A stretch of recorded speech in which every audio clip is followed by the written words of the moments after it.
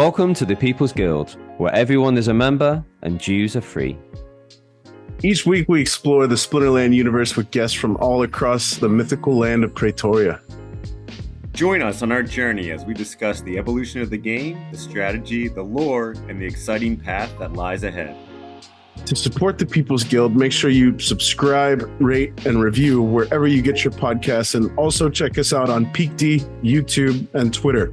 Send your questions, suggestions, and epic battles in our comments through Twitter or email at thepeoplesguildspl@gmail.com. We'll feature the best in our episodes and maybe airdrop you some prizes.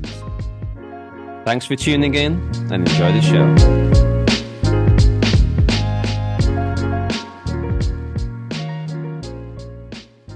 Welcome back to the People's Guild. Another week, another episode, another wonderful guest. In the name of the 5-year anniversary that is kind of, I don't know if you've been living under a rock, but it's made a little bit of waves within the Splinterlands community as of late. We are about, I guess, 24 hours into the burning, the recent event to help celebrate that. And while all of that is going on, we thought we'd bring on a couple of OGs and legendary community members to help celebrate from the People's Guild perspective and get a little bit of a picture of Splinterland's history. And to help us celebrate that, we welcome on one of, I think he's got to be one of the oldest OGs, longest tenured Splinterlanders that we've certainly had on here. We've got the real McCoy, Dave McCoy. Welcome to the show, Dave. Well, thank you. And I really appreciate that introduction, calling me the oldest guy, because I probably am one of the oldest guys out there. So. Yeah, that was specific to your Splinterlands tenure, not no reflection of age there. Yeah, there was a point where I got where I was self-conscious of it, but now I've kind of gotten used to the fact that I am old, so I get it. But yeah, I'm happy to be here. Looking forward to this, and it sounds like we're gonna have a pretty good show. Yeah, I think it's going to be great. Thanks for joining us, Dave. Speaking of the real McCoy, I know you're in Franklin, North Carolina. We were just discussing about this before we started the podcast. And I know you're not from originally there, you're from Florida, but I wanted to know, being in that area, and do you have any your roots traced back at all to the McCoys of the infamous Hatfield and McCoy rivalry families? We've wondered that, of course, because you hear it a lot over, from the point when I was a kid. And I think I probably do have something like that, because both my parents grew up in the mountains of West Virginia. So oh yes, that's where it all went down right there, right? Yeah. So we definitely have hillbilly in us. Whether we're directly tied, I don't know, but I definitely got some hillbilly in me. Wonderful, man. Well, I gotta say, I feel like it's a missed opportunity, Dave. That would have been a pretty legendary in-game name. Is the real McCoy? Yeah. Yeah, and there's actually a Hatfield somewhere in the game too. I've run into him a couple times, and of course I have to make sure I win in those matches. Of course. Great. So Dave, before we got started, you were letting us kind of shedding a little bit of light onto who you are, what your professional background is. Would you mind telling the listeners out there, kind of rehashing some of those things? You've got a colorful history all across the states, and it sounds like you've kind of dabbled in a handful of industries. Would you mind kind of telling us what kind of key professional highlights for you? What is your history, Dave? Sure, I'll answer that open-ended question. That was an inside joke. Anyway, right out of college, I got in the financial services sector, and I've been in that field the whole time. I've done everything from being a broker to being a financial advisor to actually being the chief operating officer at several companies. So I've kind of worked through, the low end and the starter side all the way up to the top, and essentially, you learn a lot in our field because we cover a lot of industry. So you learn a lot about business in general, and then specifically when you run in a company, you're used to all the different aspects like engineering and marketing and all the tech and all that kind of stuff. And So now these days, I'm not retired, but I work in the sense that I'm retired. I work from home. I'm a financial advisor just for clients that have been my clients for many, many years. I'm also a consultant. So people, because I've been around for so long, I know quite a few people. So if they need something done or have a project they want done, they give me a call and say, hey, could you help us with this? And so I work in addition to my financial services side, that gives me time to be a consultant as well. And then I think the only other interesting thing that I've done, I mean, I've been all over the country, but the only other interesting job I've had is I actually did own a radio station, which is kind of weird because, I was the only guy I think that ever owned a radio station that didn't have a radio in his car. So, everybody else you would think would want to hear the radio play, but, I bought the radio station and never even heard it on the car. So, but it was a good experience. I learned a lot from that, and I think all the stuff that you guys are doing, meaning all the streamers and everything on the internet, the podcasts and all that is absolutely fantastic because from a marketing side, it's used to be like I had to spend a couple $100,000 to buy the radio station, and I have probably less reach than you do. In other words, the opportunity of what you have going on now is night and day compared to what happened when I owned that, and that was only like 20 years ago. So, in any event, that's it. Is that good enough? That's perfect, man. And I was going to say, I'm glad you brought up the radio station piece. You do sound like you've settled into the saddle pretty quickly there, Dave, so to speak. Yeah. Thank you. Yeah, I don't mind talking. If we have a specific subject, I can talk. So I know we're supposed to be going for an hour and a half, but you can cut me off anytime if you feel that I'm blathering on. I can see I can see Hep going laughing up there, so he's probably got that. Do you got the kill switch up there, Hep? No, that's all Jangles. That's all. He doesn't. I'm kind of new here. I don't have that kind of power or authority yet. So gotcha. All right. This is only really my second episode. I keep my finger far as possible from that kill switch, Dave. So no worries. The ramblings are welcome, man. And I'll keep it clean too, so you don't have to worry about bleeping me out in the editing section.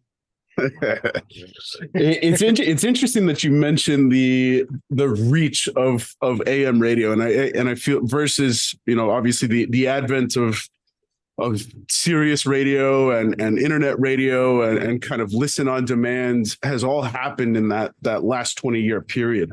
How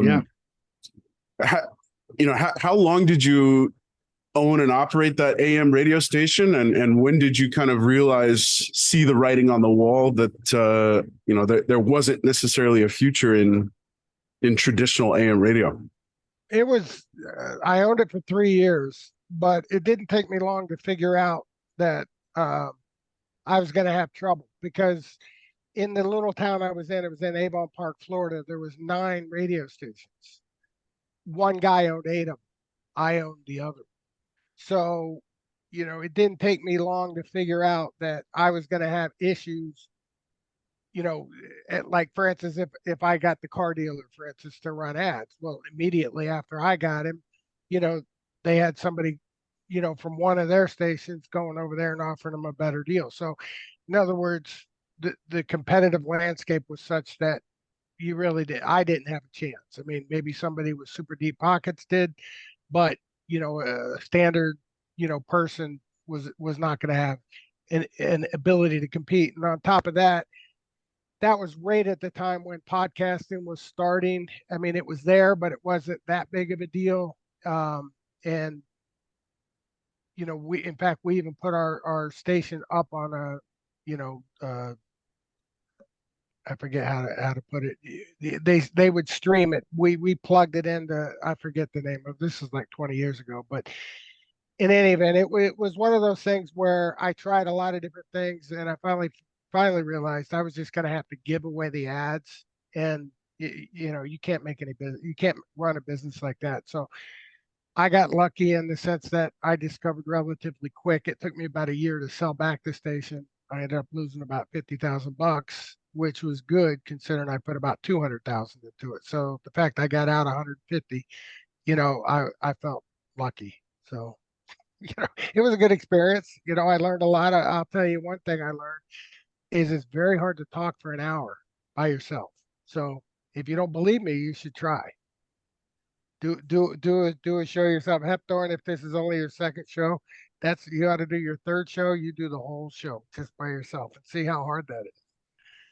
Yeah, I've got to tell you, this is my second show hosting. I was a guest on a couple episodes, and I think the last one, or one of the ones I was a guest on, I probably did end up talking for probably over an hour. But that's what's great about the game. I think there's always lots of new things happening, new cards coming out, lots of things to talk about. So the game definitely makes it easy to get up here and vamp for a while. Yeah, I actually agree. If I would have, I had to talk about financial stuff. So, even though I understood it, I was talking to an audience that didn't. So it kind of made it a little tough. But if you're talking about a game like Splinterlands, I think that would be pretty fun. Especially if do you guys like show games? You know how some of those guys, they have the game and they play the game and say, hey, this guy does this here. Ooh, look at that. Do you run any of that stuff, or you just all informational?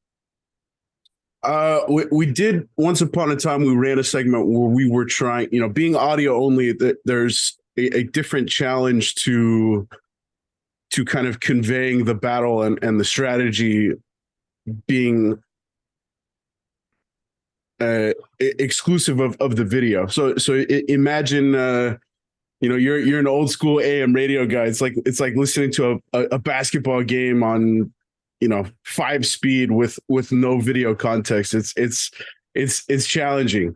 So we ultimately opted to remove that segment from the show. But on occasion, we certainly do discuss strategy and particular monsters. And if we get a great battle that comes across the the Twitter feed or YouTube comments or something like that, we're happy to kind of dissect it and that sort of stuff. But it's not a feature of the program. I'll say that. Gotcha. Cool. Where do you guys stream most? Do you do Twitch or YouTube? YouTube. We haven't touched Twitch at all. So we use YouTube. We use Peak D. I'm not sure if you're familiar, Dave. You're a pretty I'll say veteran presence on the Hive blog, on the Hive blockchain. Are you familiar with the podcasting software that's present on Hive called Aureal, Aureal?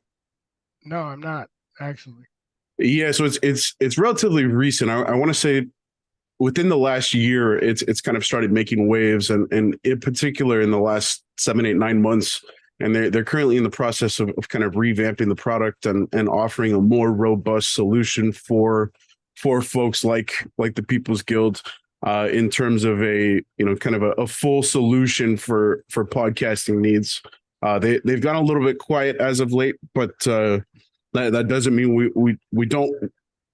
we have stopped publishing on our reel. We certainly still use it, but as far as our main audience, I would say Apple Podcasts is probably the biggest provider of streams for listeners out there. We're available anywhere that you get your podcast, Spotify or Google Podcasts, or there's a lot of like smaller market kind of niche podcasting stuff. We actually I did set up, shout out to his name is Beef Eater. He's one of the biggest guys that I know of in the Splinterlands community in Spain, and he asked specifically for us to make the podcast available on a Spanish podcasting service. So we went ahead and made that happen. It's surprisingly easy to get your podcast added into the database for these smaller market podcasting softwares. So yeah, anywhere you get your podcast, that's our primary kind of presence. YouTube is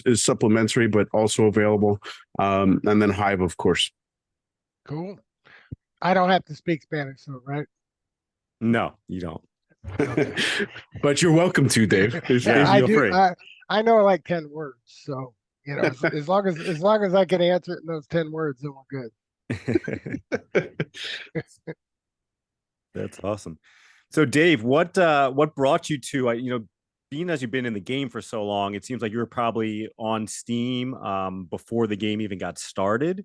So I'm wondering what brought you to Steam and what drove your interest on Steam back before it was Hive. Yeah, in I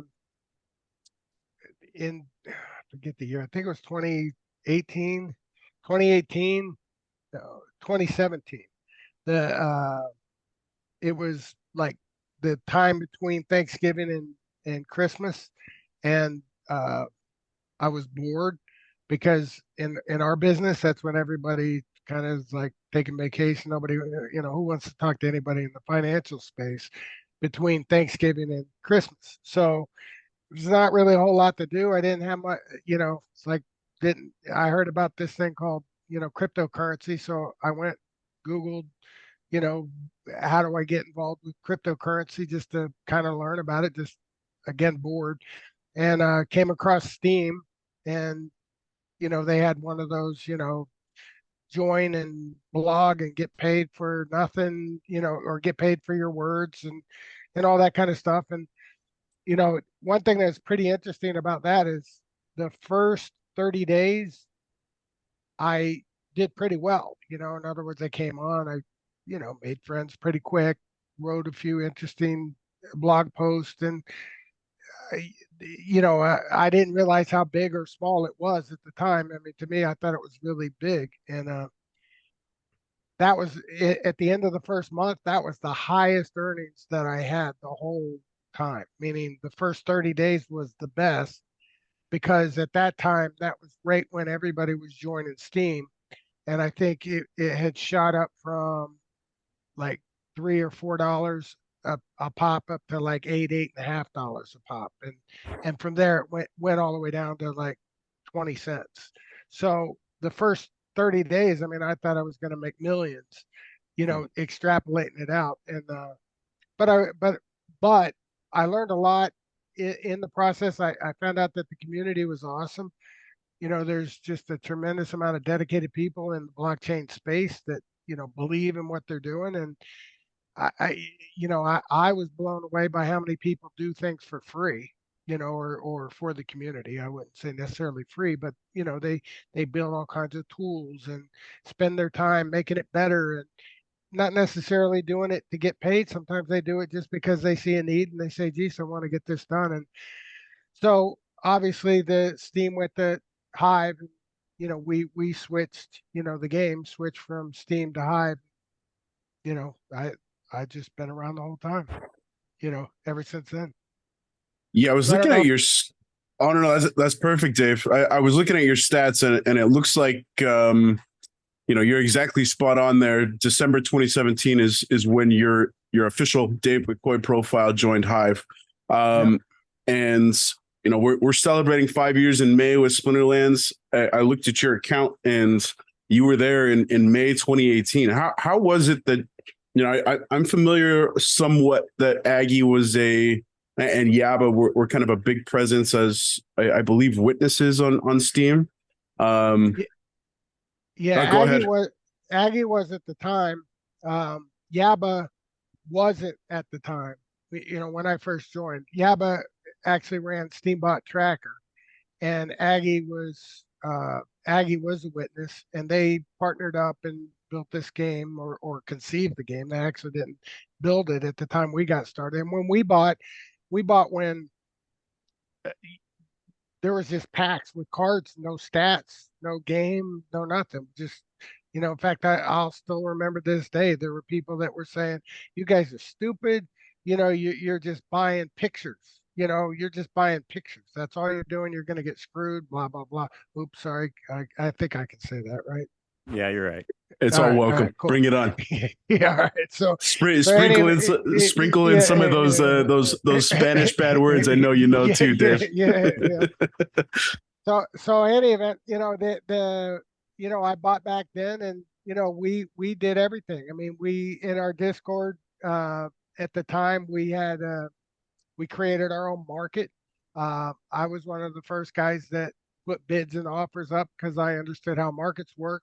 So, for instance, the alpha rares, were like 3 cents bid by 7 cents offer. And, we would post, looking to buy the Twisted Jester at 3 cents and selling them at 7 cents. And then anybody could go in between. And, I mean, we were there before there was anything. There was no market, no fees, no deck, no SPS, none of that stuff. And, sometimes when you see all the salt in the channel and you realize that people are frustrated, I try to step back and look at the big picture. And one of the biggest pictures is, we literally came from nothing, I mean, just an idea. And these guys have done a great job at following step by step a path to building something that's meaningful.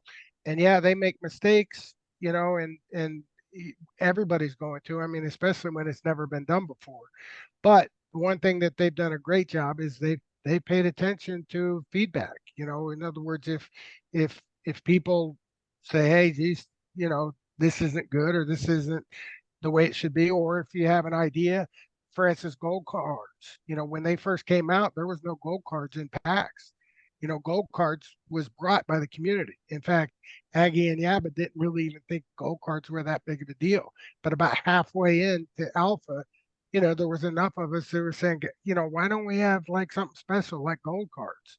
And then they figured out, all right, well, I guess we could do that. And they airdropped them to us. And, now gold cards, you can't even imagine playing the game without them. So I told you I can talk a lot, so you can interrupt me anytime. No, that's great.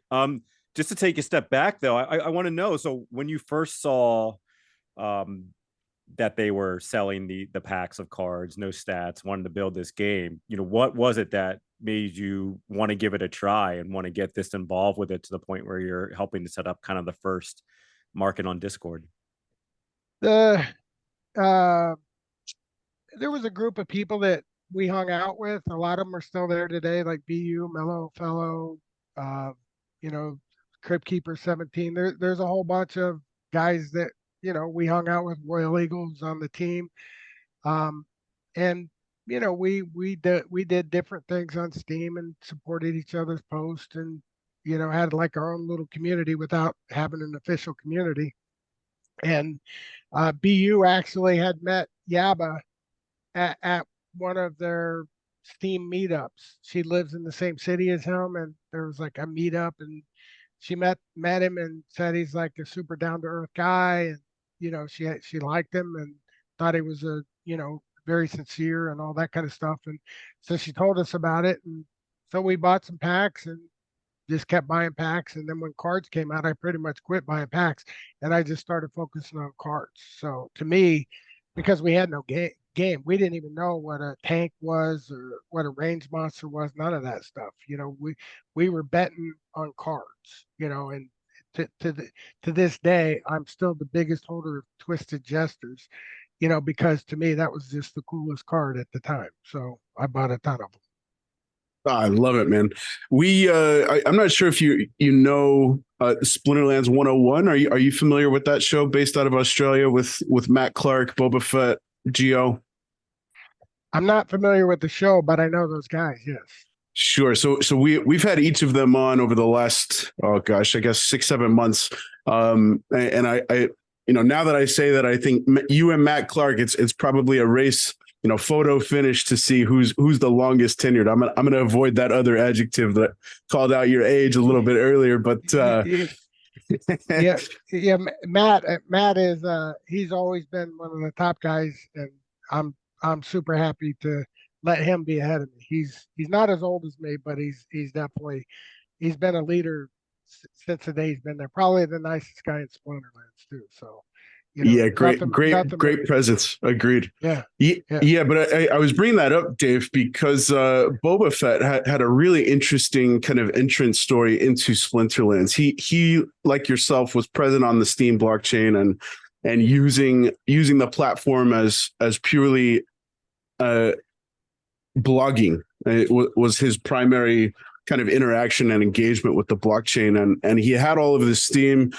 And at the time, I guess it was somewhat of a challenge to pull currency out of the blockchain. So instead of instead of going through, jumping through hoops to get that currency off the blockchain, he saw Steam monsters become available and kind of looked at it as a banking opportunity. So he used the Steam that he had accumulated through his blogging experience and invested in Steam monsters. Was that kind of, were you more of a looking at Steam monsters and the potential, and what was the sales pitch from Yaba and Aggie?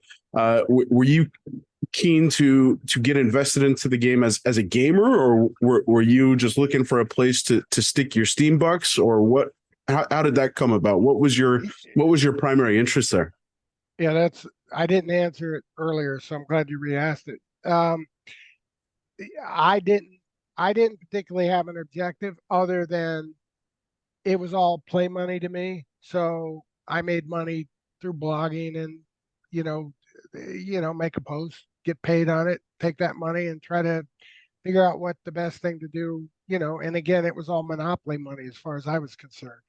So, when Splinterlands came along, I was happy to put all the money there. And then as I learned more about it and as I saw the different things evolve, because again, we started from nothing.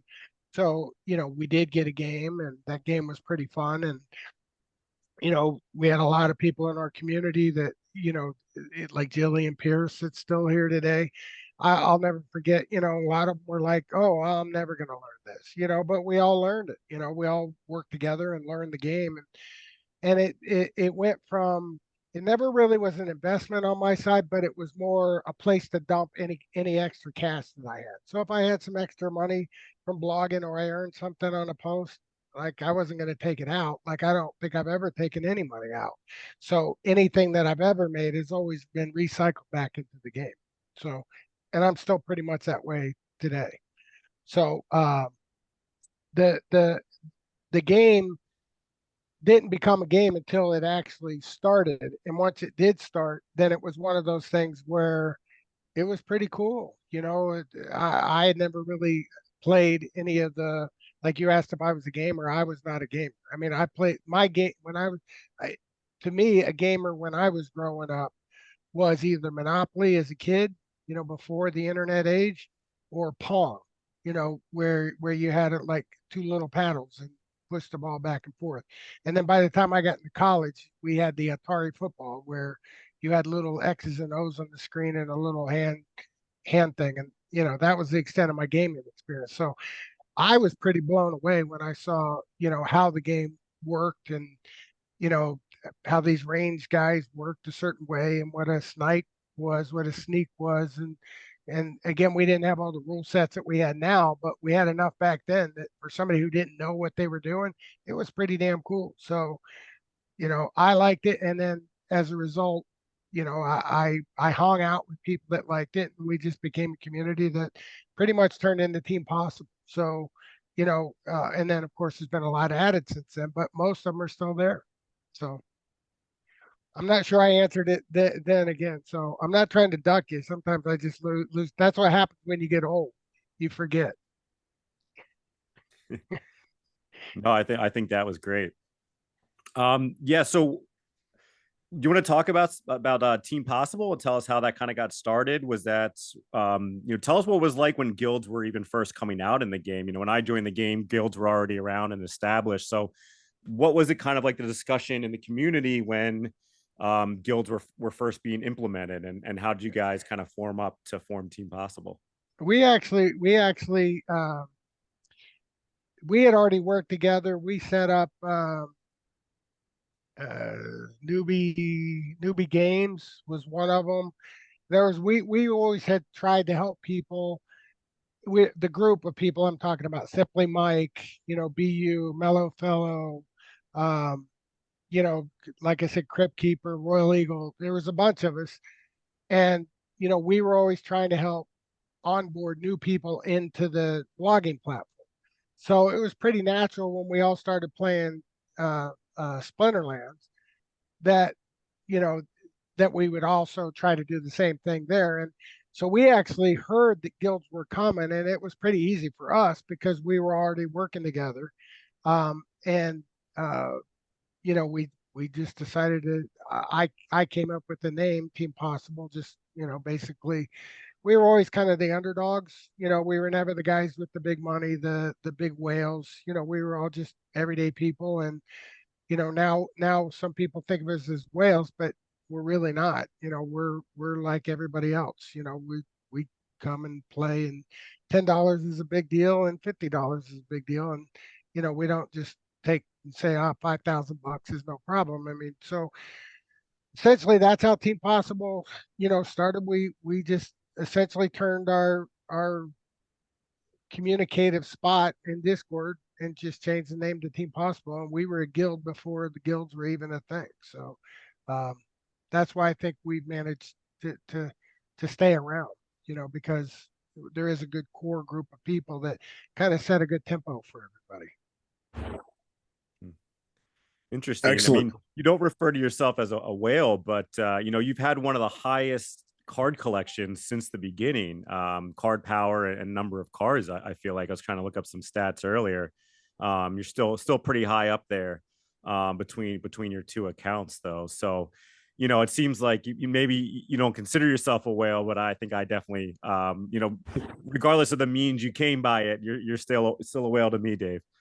Well, thank you, but that's what happens if you don't sell. That helps, So, and plus, I try to, when I say don't sell, it's not that I don't sell anything, but if I sell something, I turn it into something else. So I'm always constantly looking for, like nowadays, do I buy deck or SPS? Maybe I'll sell my SPS to buy deck, or vice versa, or sometimes it's cards. I'm always like looking at stuff like that. But in terms of taking money out, no. I mean, as far as I'm concerned, that's. Somebody asked me today, actually, one of the guys in one of our guilds. He's like, what do you think is, what could it be? I was like, honestly, because, and he had told me because he had like his whole life riding on it. And I was like, well, first of all, I would never do that. I mean, it's a game, and whenever you have a game, you never want to be in a position where, it could bankrupt you. I mean, it's a game. But having said that, I got a lot in, and it's certainly something that, is meaningful money. But the way I look at it is, it's more like I own a piece of the company. Like I'm not in the same power position as Yaba or Aggie, but I have the same goal, and that is to see the game, reach mainstream, reach more than the number of players we have now, and not just be the best game, but be the biggest game and have lots of people know about it. And then, whatever it is now, it's going to be, 100, 1,000, or more, bigger than where we are now. So I really don't try to think of the money. So you can say I'm a whale, but I'm not at heart. I'm still a minnow at heart. just a quick follow up to that. So are you saying that you have not put fiat or new crypto into the game at all? You've simply taken the money you've earned, initially from posts on Hive or on Steam at the time, and kind of just rolled that into those cards, and then we're able to, obviously, you probably sold some other cards or sold some packs that you held on to be able to purchase newer assets in the game, right? Is that what you're saying, or do you add some money into it? Different times I've added. I probably added, 30,000 maybe total, over the years. So it's not anywhere near what the total stake I have. Right. But, in particular land, I mean, that was one thing I did, reach in and grab right before it sold out. So, but yeah, for the most part, that's pretty much all it is, in other words, I try to buy assets that I think are going to perform well. And, I see a lot of people that, get upset, when things go down, and I kind of go the other way. When things go down, as far as I'm concerned, that becomes an opportunity. I mean, it's much easier to double your money if you're buying something cheap than it is if you're paying full price. So, I just learned over the years, that's being old has some advantages. That's one of them. I have a little bit of perspective. Yeah. That's like what Buffett says, right? Where when others are being fearful, be greedy, and when they're being greedy, be fearful. Right. Right. Exactly. That's kind of how I look at it. if you don't want to pay full price, you know, you should want a discount. And if you want a discount, the best time to get a discount is when less people can see the opportunity. Because if everybody can see the opportunity, you're not going to get it at a discount because you'll be fighting with them. So, times like this, I like, for that reason. And the other thing I like it is because I think that I've just learned in my business career, again, I was a chief operating officer for several companies. I know myself in tough times is when you get things done. Because if times are tough, if people are complaining, if you're worried about losing customers, that's when you roll up your sleeves and everybody works harder, they work longer, they work more efficiently, they get more creative. In other words, everything that you would want to happen on a day-to-day basis happens when things are bad. So I actually enjoy it when we go through negative times because the good companies and what I've witnessed with Splinterlands, that's when they roll up their sleeves and they start actually paying attention and doing the things that's needed to be done. And every time that's happened, that we've had a nice spurt afterwards. And I don't think that's just because of the market. I think that's because they continue to innovate and they address the issues and they get a little more aggressive at addressing the issues every time they face a crisis. And this time it's the total bear market and coming off the big run from SPS. But before that, it was J69, who not everybody, but a big chunk of people thought he was going to put us out of business. So all the things that they did during that time, that's SPS, the whole concept of SPS got created because of that negativity and the desire to find solutions to, go to that next level. So, I'm a little unique when it comes to that. That's why you guys were talking a little bit about my presence in Discord. But sometimes I just like to try to help people out because it's sometimes just experience and perspective. And some people they get upset because they paid 20 grand for their account. Now it's down to 10, and they think the world's coming to an end. And I don't look at it that way at all. I look at it and say, does this game have a chance to continue to be the best game on blockchain, and what kind of competitive position do they have relative to the other guys out there? And in my opinion, they're still in pretty damn good shape.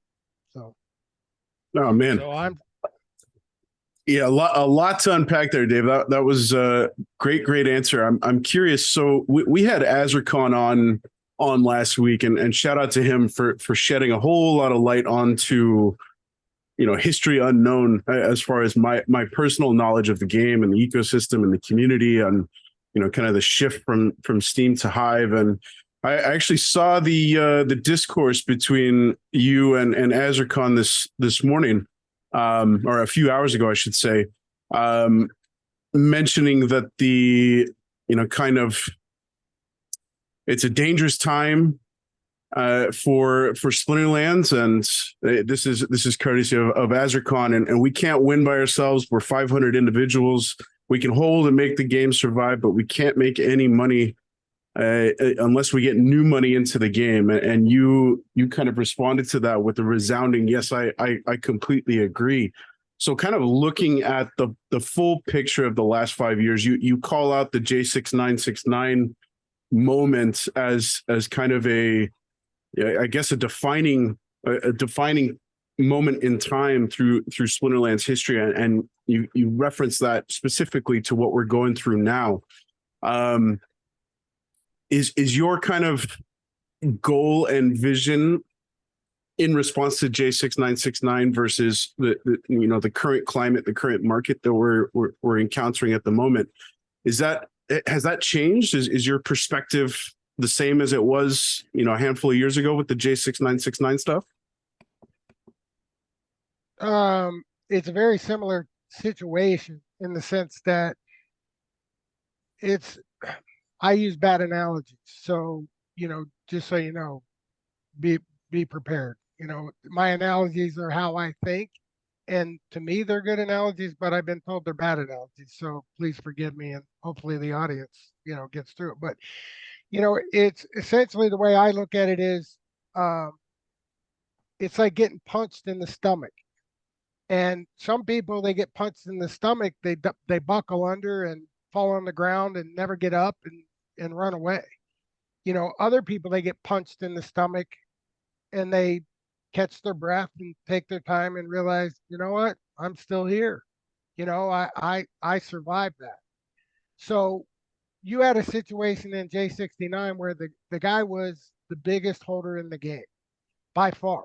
I mean, he was Hepthorne. If you think I was big now, he was 10 times bigger than I am, compared to anybody in the game. I mean, he was huge. And he not only sold, but he told everybody he was going to sell. Took 6 months to sell, right? Told everybody to sell, badmouthed the game, did his best, set up a server, an alternate server, tried to recruit people there to, what we call throwing salt back then was full blown. These guys are going out of business. They're thieves, they're crooks, all everything you could possibly imagine. And because I've actually run companies and been in many lawsuits and dealt with stuff. I mean, I didn't particularly get shaken by it because I know you can do that. If you got money, you can sue anybody, and especially in that position, he essentially, I think, wanted his money back. It was a way to extort the game to get his money back.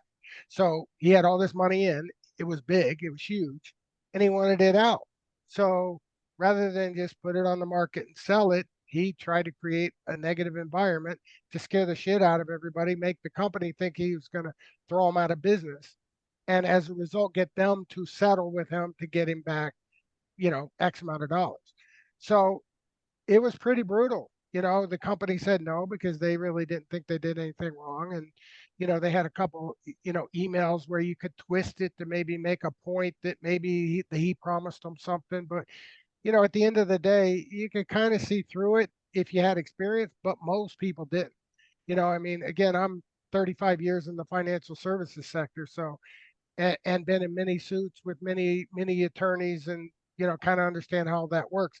The average person in Splinterlands did not. So it was pretty brutal. I mean, there was quite a few people, quite a few whales at the time that decided, you know what, this isn't for me. I got too much in this thing. Just get me out. And honestly, that was where the current whales, you know, just got some incredible bargains. I mean, we bought like Prince Marin and Gold Max for $400, for instance. It's just unbelievable the prices that everything went, and that's because everybody was scared to death at the time. So when you say, is this like then? No, it's not even close to as bad as it was back then. Having said that, it's the same kind of thing, though, meaning there's a certain amount of FUD, there's a certain amount of people.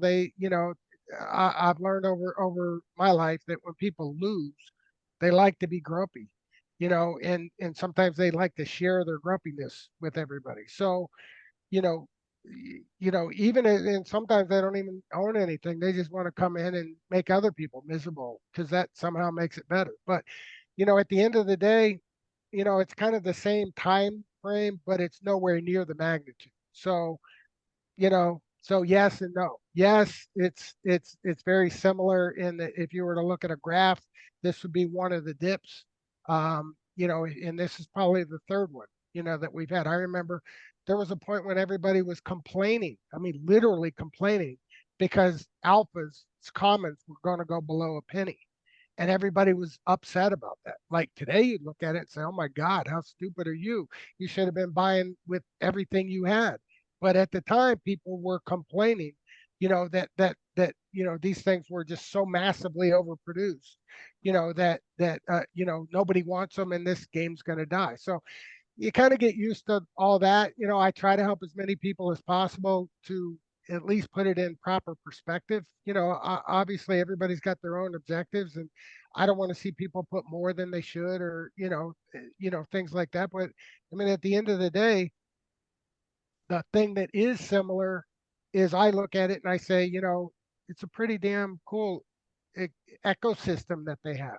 I mean, think about it. They got a market, not just a market. They got multiple markets. They've got all kinds of liquidity pools. They've got a governance token. We can vote on stuff. We've got cards with amazing abilities. We've got liquidity. We're tied to all these different, you can keep your assets on wax. You can set up all these different blockchain, accesses. I mean, there's just a lot of things that have been developed from nothing. So I look at it and say, geez, what's the opportunity here? Well, maybe somebody comes along and does it better, or they're going to figure it out themselves. And yeah, they're going to stumble. I mean, I think they've screwed up when it comes to paying attention to what a new player feels like. Like right now, I'm actually helping a new guy that started from scratch. And he just saw me talking to another guy. And I just said, hey, if you have any problem, give me a call. And so this other guy, messaged me, DM, hey, I could use some help. So I've been talking to him, and he spent 6 hours playing the game yesterday, and he finally got out of bronze too. So going through what he has to go through, I think that the game got disconnected when everything got good. I think they took their eye off the ball. I think they will admit it. Weirdbeard said that the other day, or alluded to it the other day. And whether they admit it or not, I think that's what happened. I think in good times you tend to lose perspective, of what's important. And just like what you said about Azircon, his point, yeah, I mean, I think that we've got an extremely strong core group of people. That's probably as big as it's been in a long time. It's definitely bigger than it was during the J69 thing. So we're on a stronger platform than we were back then. But on the upside, we still have issues that we have to take a hurdle. But at the same token, that's why there's opportunity. If they had everything perfectly done, we would be 10 times higher and nobody would have the same opportunity. So I'm not sure I answered your question. So I'll stop and let you ask me more. Yeah, well, just to kind of follow up on that, you point out all the new tools we have that you didn't have before, the markets, all that stuff, land coming out. One point Azircon made in our discussion with him last week is that he, maybe too much, and maybe I shouldn't put words in his mouth. What I took away from what he said, and something that made me think about, is maybe too much attention has been given to these other aspects of it, and the game itself hasn't been developed as much as some of these other things. Do you think that is kind of a mistake? Do you think they should focus more on that new player experience, on the actual gameplay, or do you think all of these other things we've built to support the ecosystem were necessary to have first? I see the point on both sides. So I think the answer is both, and that's not a cop out. Some people believe that it's only about the game. I mean, they're just true gamers and they could care less about the economy. But I do think the economy is really important, because if you don't have it set up properly, then you're going to be in a never-ending spiral down. And I know a few people think that that's where we are, but I don't. I don't think we're anywhere close to that. So yeah, they made mistakes. They're dealing with that. They're having to fix it, and I think that's all important. But I also agree that there's so much more that can be done with the game that can make it fun. It's a great game to play. If I was to play you guys in a match head on head, it would be fun. I would enjoy it.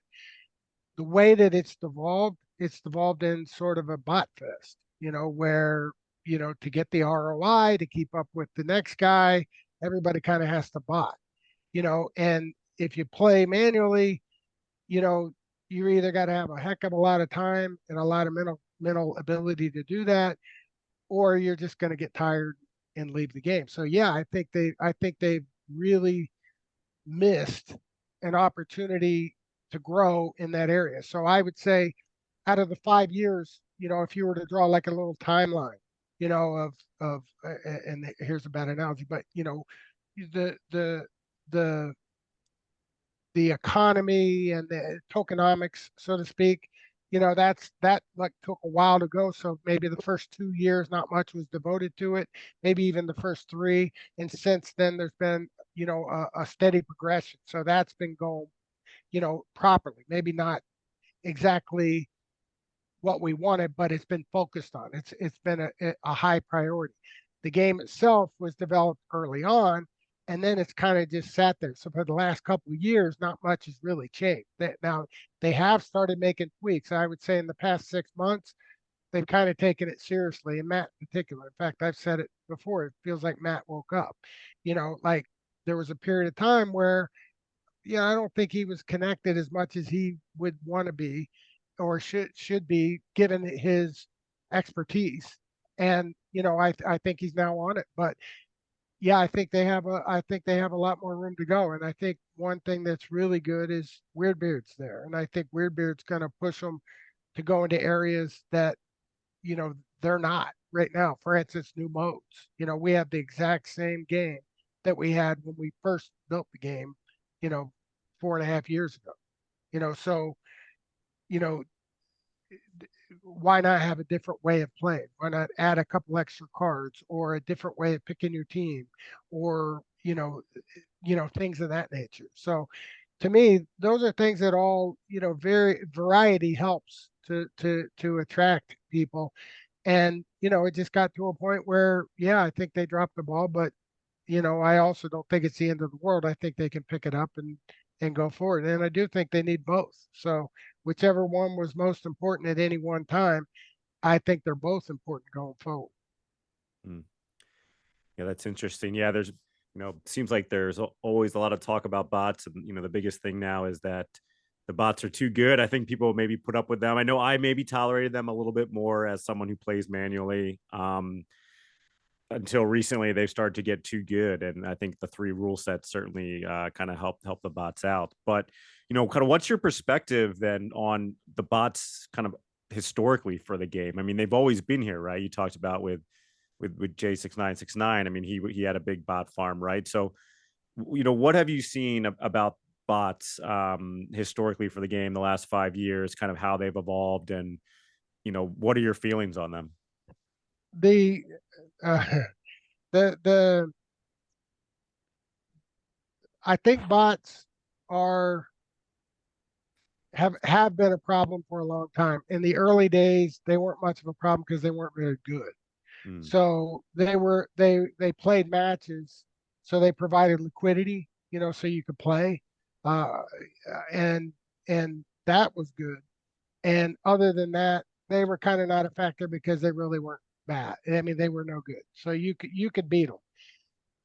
Even during J69s, he did pretty well on the leaderboard. When he ran his own custom, he had his own developers, and they were on it, and they developed the ability to play. But even then, he was at best, average at the top. And I really wasn't at the top, so I never had to play him, so it didn't really bother me.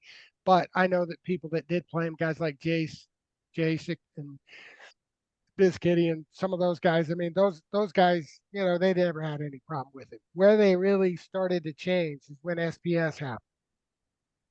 And it wasn't so much that bots themselves were a huge problem at that time. What became a huge problem is when they started being industrialized. Meaning it wasn't just one or two here or there, or 5 people, or a guy saying, geez, I'm not going to play today, so can I go find a bot to play for me? Like, that was never really the problem. The problem is when guy sets up 150,000 accounts and they're all playing the same meta matches. And then those guys not only are going to win because they figured out exactly what to do, because they're playing 150,000, matches, and they know exactly what cards to use and what situations and every rule set. And now all of a sudden that became a problem, because not only were they earning a lot of money, and then that created all kinds of problems where the game didn't want to give all that money to those players. They had to nerf the rewards, so that killed the experience. But worse is it made the game not very fun for a guy who spent $10. And if a guy spends $10 and says, geez, I want to try out this game, it shouldn't be, hey, yeah, now spend $10, but you really want to win the game, you need to spend another couple hundred or 500, or go rent. So what happened was the message got off. In other words, instead of, hey, $10, come play Splinterlands, this is a cool game, it became, kind of embarrassed. You join the game, but you really, you need some cheater cards, and you got to know somebody or you got to follow a stream, to get out of what was called bronze hell, what's been known as bronze hell.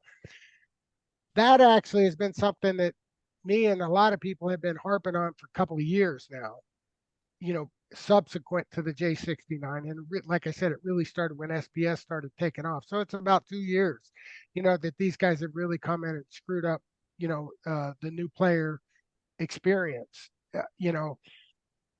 It didn't get much legs until the bots got good at the high end. And now they're good at the high end.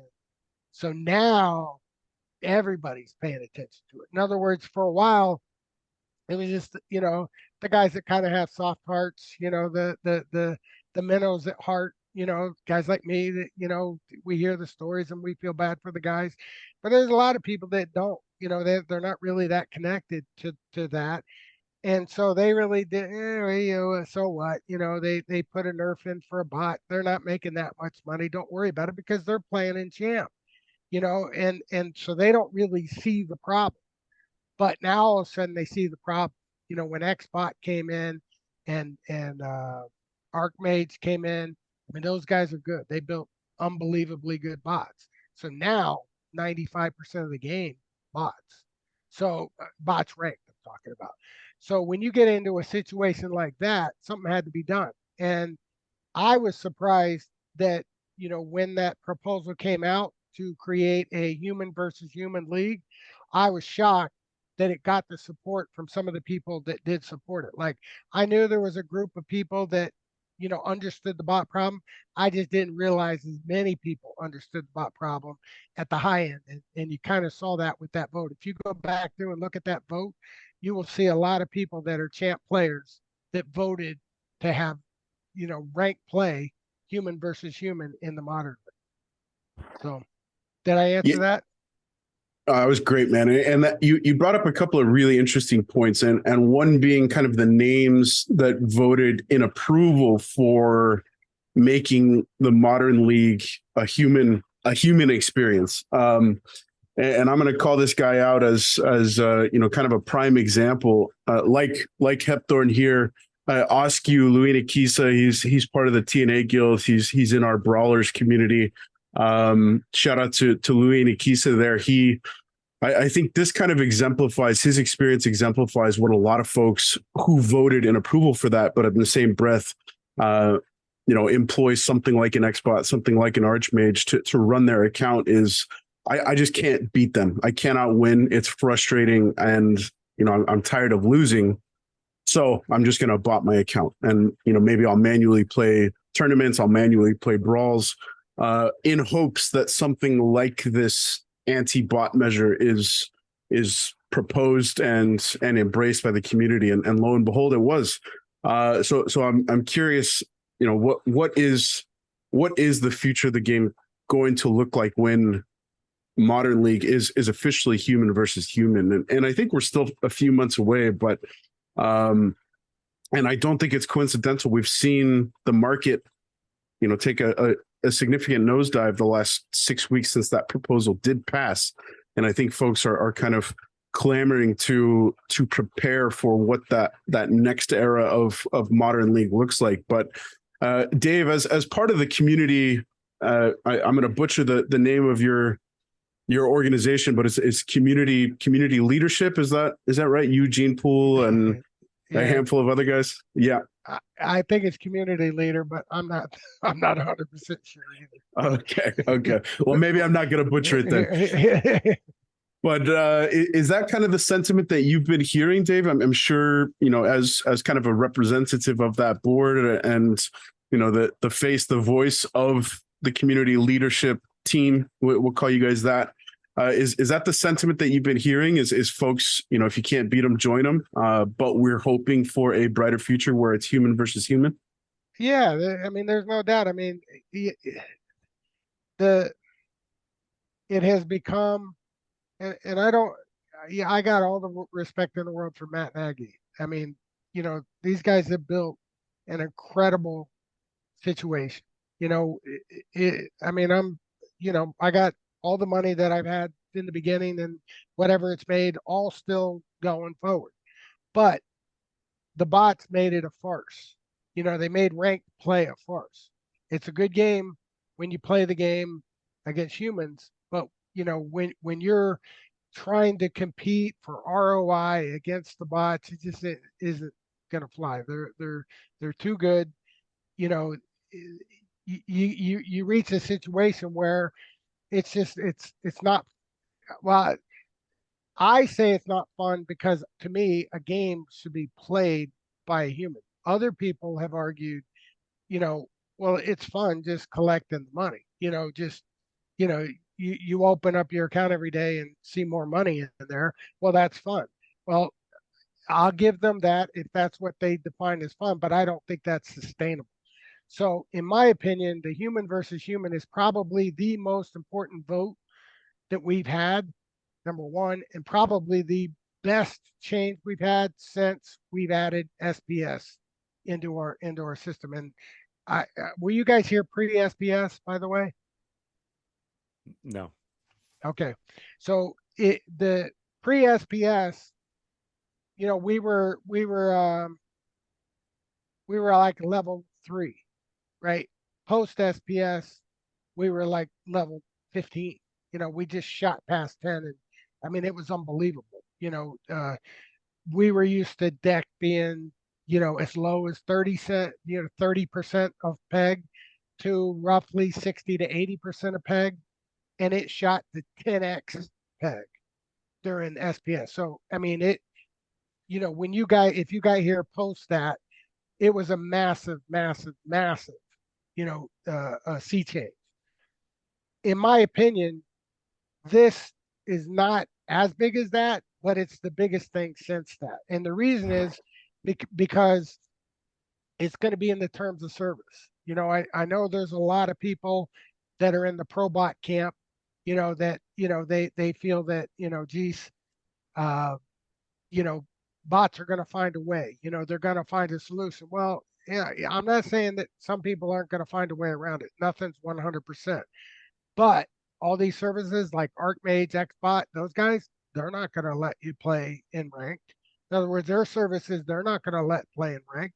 They're going to make you play in wild. Because why? Because they're legitimate and they legitimately want to follow the rules. So the rule is that you need to be a human player in Modern League. So number one, that part of the problem is going to be you're going to now be facing mano a mano against another person, to see if you're good or not good, especially at the high end. On the lower end, you may have situations where some of the bot farms, do try, to work their way through it, but it's going to be pretty expensive and it's probably not going to be as industrialized like I talked about what the problem. In other words, I doubt somebody's going to go set up 150,000 bot accounts and think they're going to get away when it's stated that they're not allowed. In other words, there's a difference between kind of being vague and kind of like it's okay, or like everybody can justify it however they want in their mind when it's not specifically ruled out. But when in the terms of service it says you're not supposed to bot modern, I think it's going to be a lot harder for people to put massive amounts of money into trying to subvert that. Again, not saying that a guy can't try to do 10 or 20 accounts that way, but that wasn't the problem ever. The problem was the 100,000 accounts, the 150,000 accounts, the guys that were running exactly the same cards every single time you played, and nobody ever stood a chance, to get out unless you had, like I said, like cheater cards. You got a llama or you got a Yoda, and you got the key cards that go with those, and then you could get by them because they didn't have those cards. But try to play a $10 starter deck and get out of silver bronze, it just ain't happening. So the point is that's going to change a lot, and it's going to change a lot for two reasons. One, it's going to create fun, but more importantly, it's going to create it's going to eliminate the FUD, the uncertainty that everybody said, well, you can't do anything about bots. We're going to actually see something done about bots. The returns are going to come back. people are going to be able to play for a decent amount of SPS now, as opposed to the 0.00 3 that you get, if you're lucky. And now all of a sudden there's going to be people that are going to, like when we started playing, I mean, like I played like 5 accounts, and 12 hours a day. In other words, but I played manually each single account every time and entered the matches and figured it out. And there will be people doing that too. So I know everybody's worried like, oh, there's not going to be matches and stuff like that. But I think you're going to find when the returns are good enough, there's going to be people that are going to play. There's a lot of people that know about the game, and all they got to do is hear that the returns are decent. And one other thing before I kind of stop and take a breath, but you mentioned about the cards, and the fact that the cards are going down as a result of this, and the answer is yes, and they've been going down. Like people are like, geez, look at how terrible the rentals are. Why? Because the bots were renting the cards. So I mean, it's a catch-22. You want all those bots to have all those cards, and you get a little bit of a little bit of the scraps that fall down to you as the owner of the cards, but it was less and less and less and less for more than just the last few months. I mean, it's been that way for the last couple of years. It's been a declining thing. I know because I used to make 100,000 deck a month, renting out my cards. Now it's down to like 8,000 deck a month. So I get it, but it's a necessary thing that those guys move at least 50-50 into a human league and a non-human league. And if the bot farms leave and sell and the cards go down, I mean, that's nothing. Again, go back to my J69 story. That is absolutely no worry to me that the bot farms are selling, common cards, common reward cards on the market in mass, when I saw a situation where somebody like J69 was dumping essentially half of all the cards in the game, on the market, and we absorbed it then. We're going to absorb this too, and this too will pass. So, all right, now I take a break. Go ahead. Well, you've got some monumental aspirations for what this sea change in modern league is going to bring for the game, and I 100% hope that you're spot on there, Dave. What drew me into the game was the gameplay. I grew up kind of playing Magic the Gathering, and this feels like the evolution of that. And having had the chance to talk to Yaba and Aggie and Nate, and we've had a couple of other kind of key players in the community hop on, and Magic the Gathering and the gameplay. It's the evolution of that traditional trading card game in digital form that has continued to draw folks in. And yeah, the human versus human, when you have a legitimate chance to play a legitimate chance to win based upon your own skill, your own strategy, your knowledge of the cards and the interaction, there's a big attraction there for me. That's what initially drew me in. So I hope with my full heart, I hope you're right there.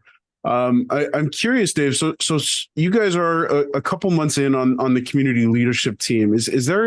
Have you been privy to any conversations that have kind of opened your eyes for, things previously unbeknownst to you that kind of shocked you, so to speak? Has there been any conversation or enlightenments that you've experienced throughout that community leadership position that have surprised you either positively or negatively?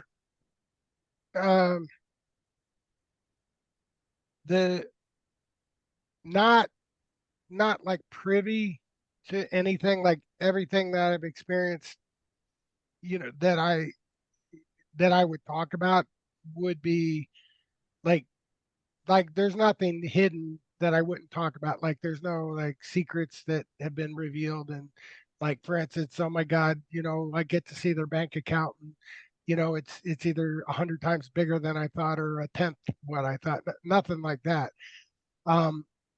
But I will say that I have learned a lot, and some of the things that I've learned, and I think the other 4 guys would say the same thing.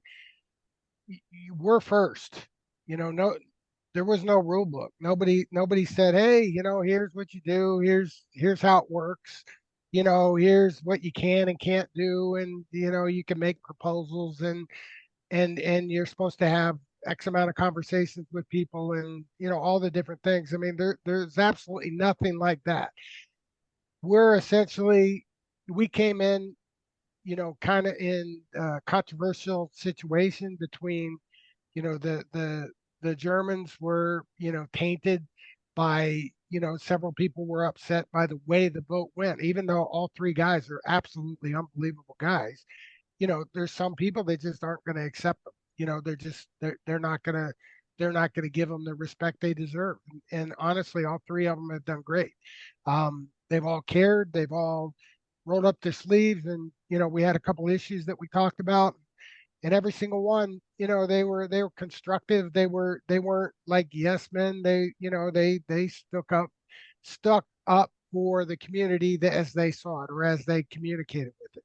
And the same thing with Gene, when it came to his battles with, I don't know if you know about him and Gank, but they've got a long running feud, and that kind of thing. Just it was one of those things where we kind of were thrown into a situation where it was a little bit chaos.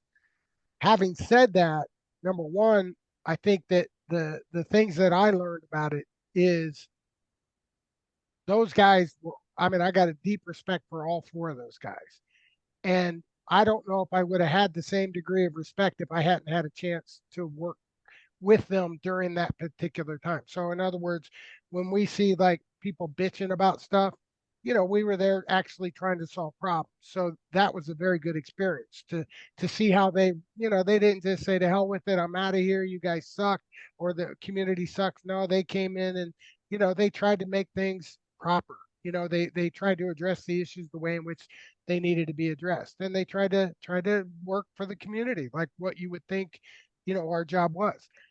The other thing I would say is the amount of salt is pretty bad, and I've managed in my job. I've managed over 1,000 people in an organization. So when you manage 1,000 people, you're kind of used to people saying stuff. Like they're bad. Usually you don't get bashed to your face, but you typically are somebody's bashing somebody, and you got to watch for it and see how all that works. Well, in this job, I mean, it wasn't a week, and I was already being called a thief, for wanting to have the community council be exempt from the 100,000 deck requirement. In other words, I didn't think we should have to pay for our own pockets to put something that the community wanted us to put out. But when I suggested that it be not even paid by the community, but just exempted from being paid by the community, literally people said that that I was a thief, that I was trying to steal out of people's pockets. So that is kind of, and by the way, the guy that said that I get along with, now, but at the time it was kind of like, whoa, I mean, who the hell's going to want to do this job? In other words, like I said, I'm pretty thick skinned when it comes to understanding, like, okay, that's fine. People can levy stuff. But I mean, I'm here, I'm doing it for free on my time because I care. And these are the kind of allegations that get thrown. And then fortunately for me, I didn't get all the other negatives that, like I said, Gene and the Germans got. I mean, they got, just completely abused, in my opinion. So I've come to the conclusion, in you guys are the first that have actually asked me. So you got breaking news here. But in my opinion, I think it should be a situation where it's a 2-month service, and as many people as possible. The goal should be to get as many people as possible in that role, because the more people we get in that role, the more they're going to respect that role. So right now there's 5 guys that I can assure you will not treat the next group the same way they were treated. In other words, their sensitivity and their understanding of how things work is definitely going to be much better than what it would have been. In other words, they're going to say, oh, geez, now I know how that guy feels. So the 5 of us have been educated. My point is, I think it should rotate every 2 months, with nobody repeating for many years. so that we can get, 50 or 100 people be in that role, have you both be on that role, so that, the more people that have done it, the more people that have been in that position, I think the deeper we're going to have, our community is going to be stronger as a result. So I don't really think that we got anything accomplished in terms of more than just getting the role created. But having said that, I learned, that it's not something that I don't think you could ask somebody to do it for 6 months or a year. It's asking somebody to do too much. Like I wouldn't want to do it for 6 months or a year, but I'm happy to do it for 2 months, and I'm happy to do my best for 2 months. And I think that I come away with more appreciation of the role. And like I said, I can't wait for the next five guys to come in, and then hopefully they'll be happy to have the next five guys come in. And pretty soon we have 50 or 100 people that are all kind of have a little bit of respect for each other because we've all kind of been there. So, yeah, I think that would be a great idea. I know that when that first came up as community leadership team, you were one of the names that people thought of first. I feel like because they think you're such a positive voice in the community and for players of the game. One thing I do kind of want to bring this back to the Dow vote for the anti-bot measure, and I know that you speaking up, did have a lot to do. It seemed to me that it had a lot to do with Ali changing his vote. Was that you speaking personally, or was that you speaking on behalf of the community leadership team? oh no, that was definitely me personally. And Okay. that was, some people have said I bullied him, and you know, I don't think I can bully somebody in his position because I've been in his position. You know, it's really hard to bully like essentially an insider, to the organization. He's got a certain degree of responsibility, and my opinion wasn't. I wasn't trying to do anything other than help. And I think he was off, and I still think he was off, and I think his vote was a bad vote at the first time. I never even said he needed to switch his vote. I just didn't think it was appropriate for him to weigh in, on such a sensitive subject without engaging the community. It's like somebody out in left field just walks in and says, hey, I'm going to turn this vote, even though at the time 68% of the people were supporting it and it was going to pass, and he just waltzes in and voted against it. I didn't think that was right. And I would have wanted and respected somebody that did what I did to him. Meaning, if I was in his position, I would have wanted somebody to bring that to my attention. Like, hey, dude, you made a big mistake, and at least, address this situation. And I called on him to address the situation, which he did.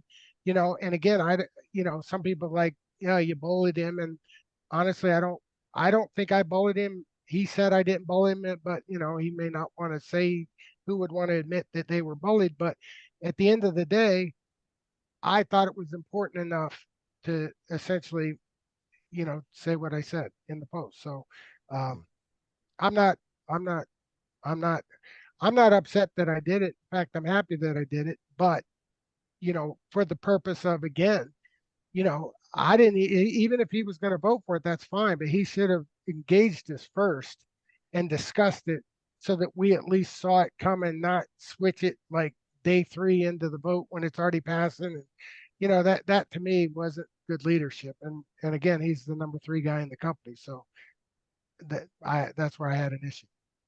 Yeah. Did you have any sort of relationship with him before this whole situation?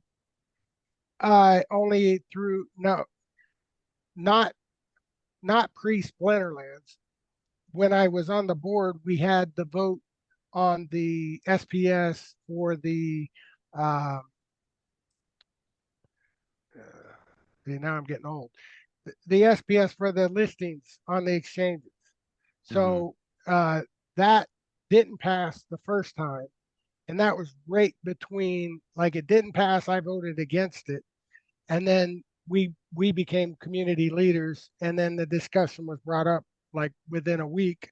Hey, we'd like to bring this back up. What was wrong with it? How can we fix it? And so, yeah, I had conversations at that time. And again, I brought up, what my issues were at that time, and they got addressed. And my biggest thing is I have no idea whether that was going to work or not work. Like, I'm not I'm not an expert in the crypto advertising space and what an exchange listing is going to do, to bring in new customers. So I didn't know any of that. I did know they're spending close to $1 million at the time, is a big chunk of change. And I didn't think it was prudent for us to spend the money on that. So I actually voted against it. So I have quite a few SPS. So I had voted against it. But in the discussions of why I voted against it, I relayed to them, like, my biggest issue was that we were going to lose the money. And then that's when they came back and said, well, geez, well, what if we, pay it back essentially through through future, Rift Watcher type sales. And the answer was, yeah, we'll do that. So, okay. So then we worked through it, and there were some issues that some other people had, and then we pushed it through. But that was the only extent that I had ever met him before that. So why do you think he voted the way for the anti-bot measure vote? Why do you think he initially voted against it? He initially voted against it because I believe, well, he put a post out. So in his post, he did address it. Mm-hmm. And essentially, I think he believes that, well, I hate to really paraphrase somebody, but I would say he believes that bots have a place. I don't think he understood the intensity and the fact that what we were really asking for was a human versus human league. In other words, we weren't anti-bot. I know everybody on the other side of that argument was trying to characterize it as us being anti-bot, but it really wasn't. I mean, I bought I got a lot of accounts. I bought my accounts too, not my big ones, but my smaller ones, and when I say smaller, at least gold accounts, not like bronze accounts. But my point is I'm not anti-bot. I'm just pro-human. In other words, I think it's very important that we had a human league. So I don't think he was disconnected into the whole argument. And in my opinion, I think he voted because it was like a principle, like, hey, I think bots should have a place, in our space. And so he voted, for that position without understanding deeply what we were looking for, which was really splitting, basically creating a human versus human, platform. Do you think that other members of the team, he talked to other members of the team about it before voting? Do you think that's maybe a position that Matt Nagy shared? And I know they like to stay silent on those votes. So do you think they had any influence on him, voting the way he did initially? I don't think so.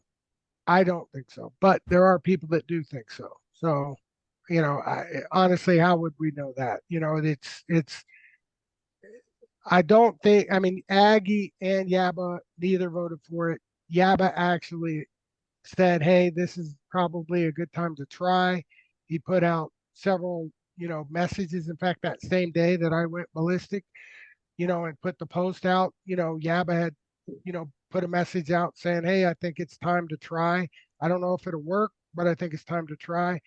So I don't think that was there, but I mean, I don't know. I mean, I really don't. And honestly, I don't even think they're bad if they did. I just think that, there's a lack of anybody who takes that position just doesn't understand the degree at which that was an important issue to many people, not just currently, but over the past. I mean, as a person who ran the guild, as a person who's run a guild since the beginning, I can tell you, I could show you many conversations of people that have left over that issue.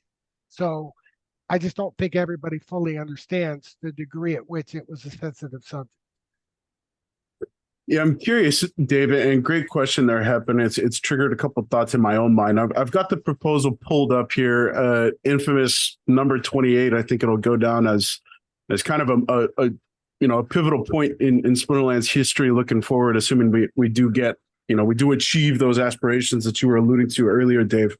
But like Hep called out, we had the likes of Yaba and Aggie both abstain from that vote. And I found it really interesting, and correct me if I'm wrong, perhaps you can help kind of enlighten us in terms of who actually owns the blockchain FF account? Is that Ali's personal account, or is that representative of the organization? What is the kind of context for that account? I don't know. I would just be guessing. So if I was in court, I would say I don't know and stop there. But since I'm not on court, I will say that I'm pretty confident that Ali controls, Blockchain Founders Fund. Got you. Okay. And do you think, in hindsight, Dave, do you feel like, and it sounds like this is your stance, and maybe I'm assuming there, but would you either confirm or deny it? It sounds like the correct position was to just entirely abstain and remain a bystander, a viewer of Proposal 28, and potentially of future as impactful proposals moving forward. Right. I'm gonna tell you guys like the way that I view it, and I view it from somebody who's been in their position. There are times when their vote makes a difference, and it should make a difference. So maybe on, like, whether with production power of plots should be something high enough so that it's fair to everybody. If for some reason the community wanted it not fair because maybe a few whales ganged up, then I think it's perfectly fine for them for the people in power, again, control people, to voice their vote, and be able to stop bad things like that from happening. In other words, there's nothing wrong with them voting their vote. However, there are certain issues that are really community issues. And in my opinion, this was one of them. This was one of them because the community was saying, hey, we want a human versus human league. We didn't say we didn't want bots. If this would have been a vote to actually ban bots from the game, I would have thought it would have been fair for them to weigh in, because now all of a sudden you've got a complete change of their model. But it wasn't that. It was saying we're gonna actually, the original proposal, it was changed by Yaba and the author, but the original proposal was simply take 50% of the rewards and create a human versus human league. That was the proposal, period. It was simple, it was elegant, and in my opinion was like the perfect thing at the perfect time. So I don't think that should have been weighed in on by people in power, in control positions, because they should want to do what the community wants to do, not what they tip the community to do, if that makes sense. So you get a situation where, they should want to know, well, 68% of the people want this. Well, if 68% of the people want that, it's probably a pretty damn good idea to do it, because again, it's stake weighted. It's not even 68% of the people, it's 68% of the people that have money invested, in the governance token want this. So, without them either way on either side. So yes, on something like that, I think it's best that they don't weigh in, but I don't think that it means they should never weigh in. At a minimum, though, if they do want to weigh in, then I think they should always, again, those three people, anybody in a control position, should always communicate clearly and be involved in the process so that it's well understood what their position is, and it doesn't seem like somebody's just putting their foot on the scale, in the 11th hour, when it looks like it's going to pass. That's how you create super negativity. And in my opinion, that's kind of what happened. So that's why I brought it that's why I went ballistic, so to speak. Cool. Yeah, I don't think you went ballistic. I think a lot of people agreed with your sentiment. I personally did.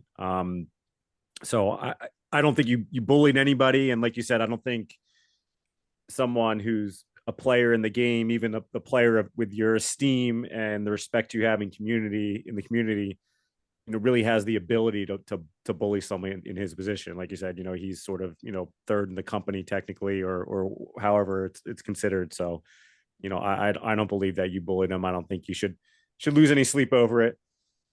No, I actually don't. I mean, I spoke to him afterwards, and I reiterated my points to him, and we had a very civil conversation. I invited him to come on. I mean, that's really what I wanted him to do. Is if he's going to vote that way, then by God, please come on and talk about it and at least understand how we felt about it. I mean, again, 68% of the people that before he had voted were voting to create this human versus human league.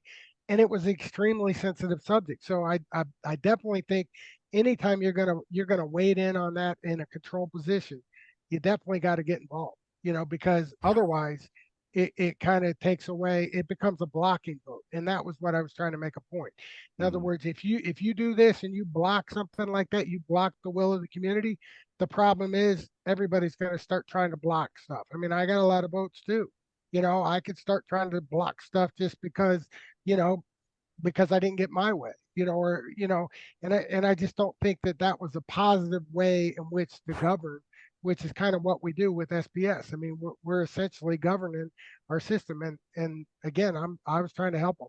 I wasn't trying to bully anybody, so I don't feel bad. That's great, man. I appreciate you sharing, especially regarding the follow up, and I hope there's no bad blood between you and Allie, and I think you guys are equally both valuable contributors to the community and the future of this game. And I think we've all got the best interests of the game, the ecosystem, the community, and the future of all of those things in mind.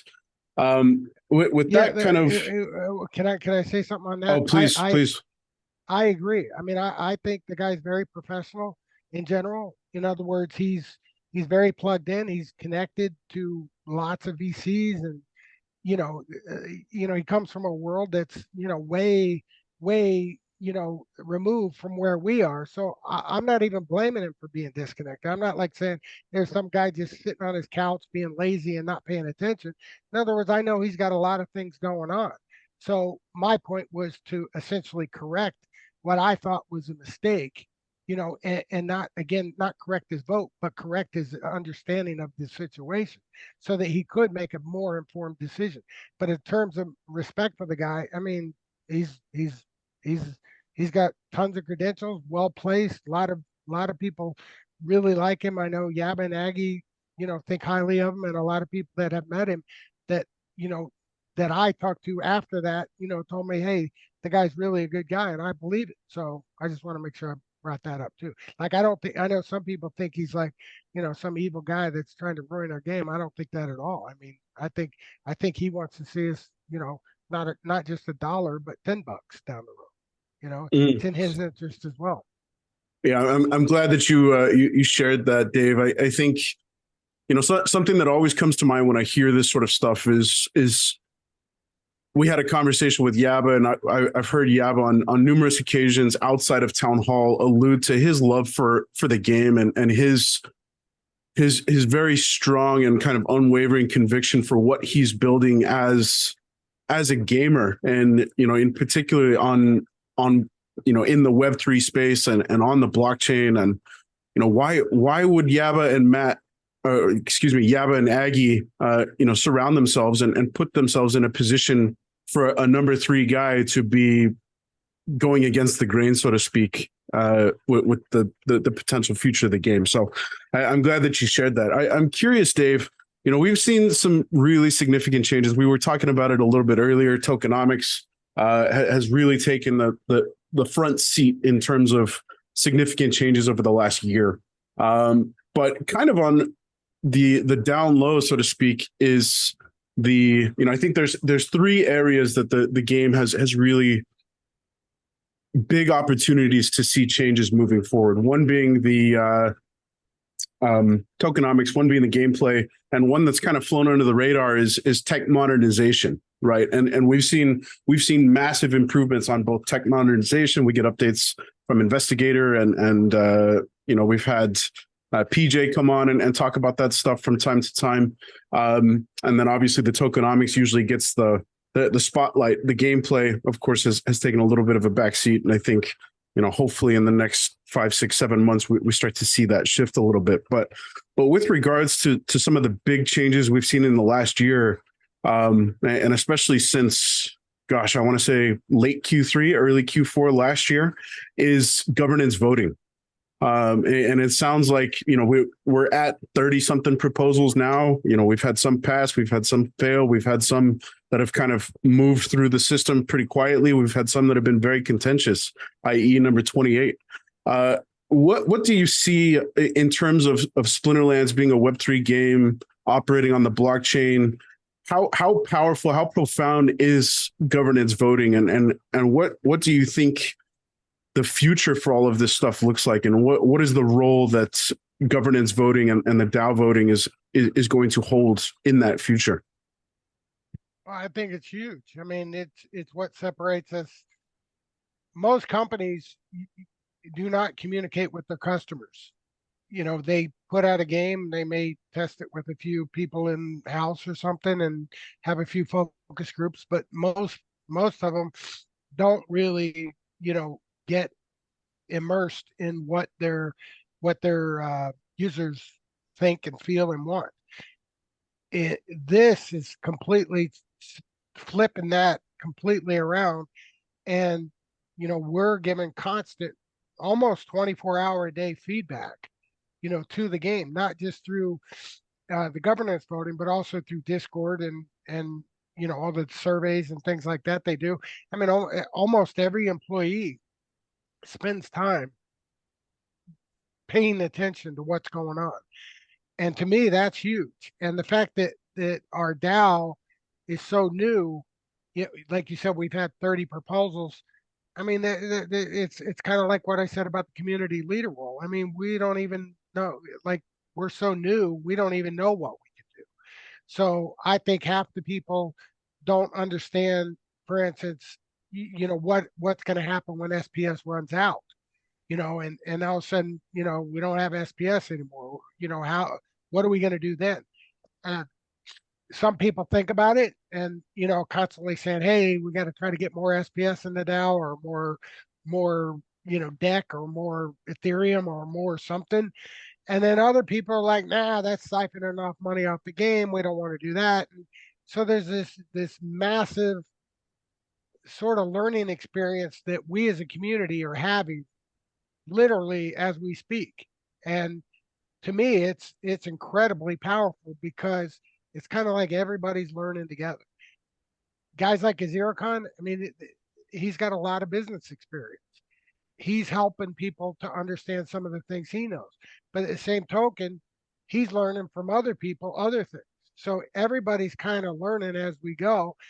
And the great thing is, when we're contentious about stuff. So, bots good, bots bad. Everything seems to be binary, right? We make a decision, something happens, and then guess what? We're going to learn from that. So, whether the solution to Prop 28, I think you said it was, whether that actually, turned out to be as I hope and to believe it will be, we're all going to find out, and we're all going to be much smarter as a result and as a DAO. And I think that as time goes, more and more people are going to start to they're going to treat that ability with a lot more respect than they do right now. I think right now, some of the biggest guys definitely look at it as a big deal, but most people, I think, don't really look at it as much of a big deal because they don't think that they really matter. But in the long run, they do. I mean, look at this burning event. Look how many people put what 300,000 DEC or more, into this burning event. I mean, like 250, 300 people. I mean, that's a lot of people burning $300 or more. That's pretty significant, just out of the blue, not for card or anything like that. So, did I answer it or not? Yeah, I think you did just fine, Dave. Yeah, I hope you can edit some of this. If I didn't do good, you can cut me out. Feel free. I think to this point, man, it's uneditable. I think this whole episode has been gold, man. I think I said earlier, we appreciate the ramblings and tangents and digressions as much as the next person. It's fun. No, yeah, it's great. It's what we're here for sure. So how do you think land fits into all this? Kind of what's your opinion on the importance of it to the game, like as a game, and also to the game sort of as a DeFi platinum, or the the ecosystem? I think it's both. I would say probably more impactful as a DeFi aspect.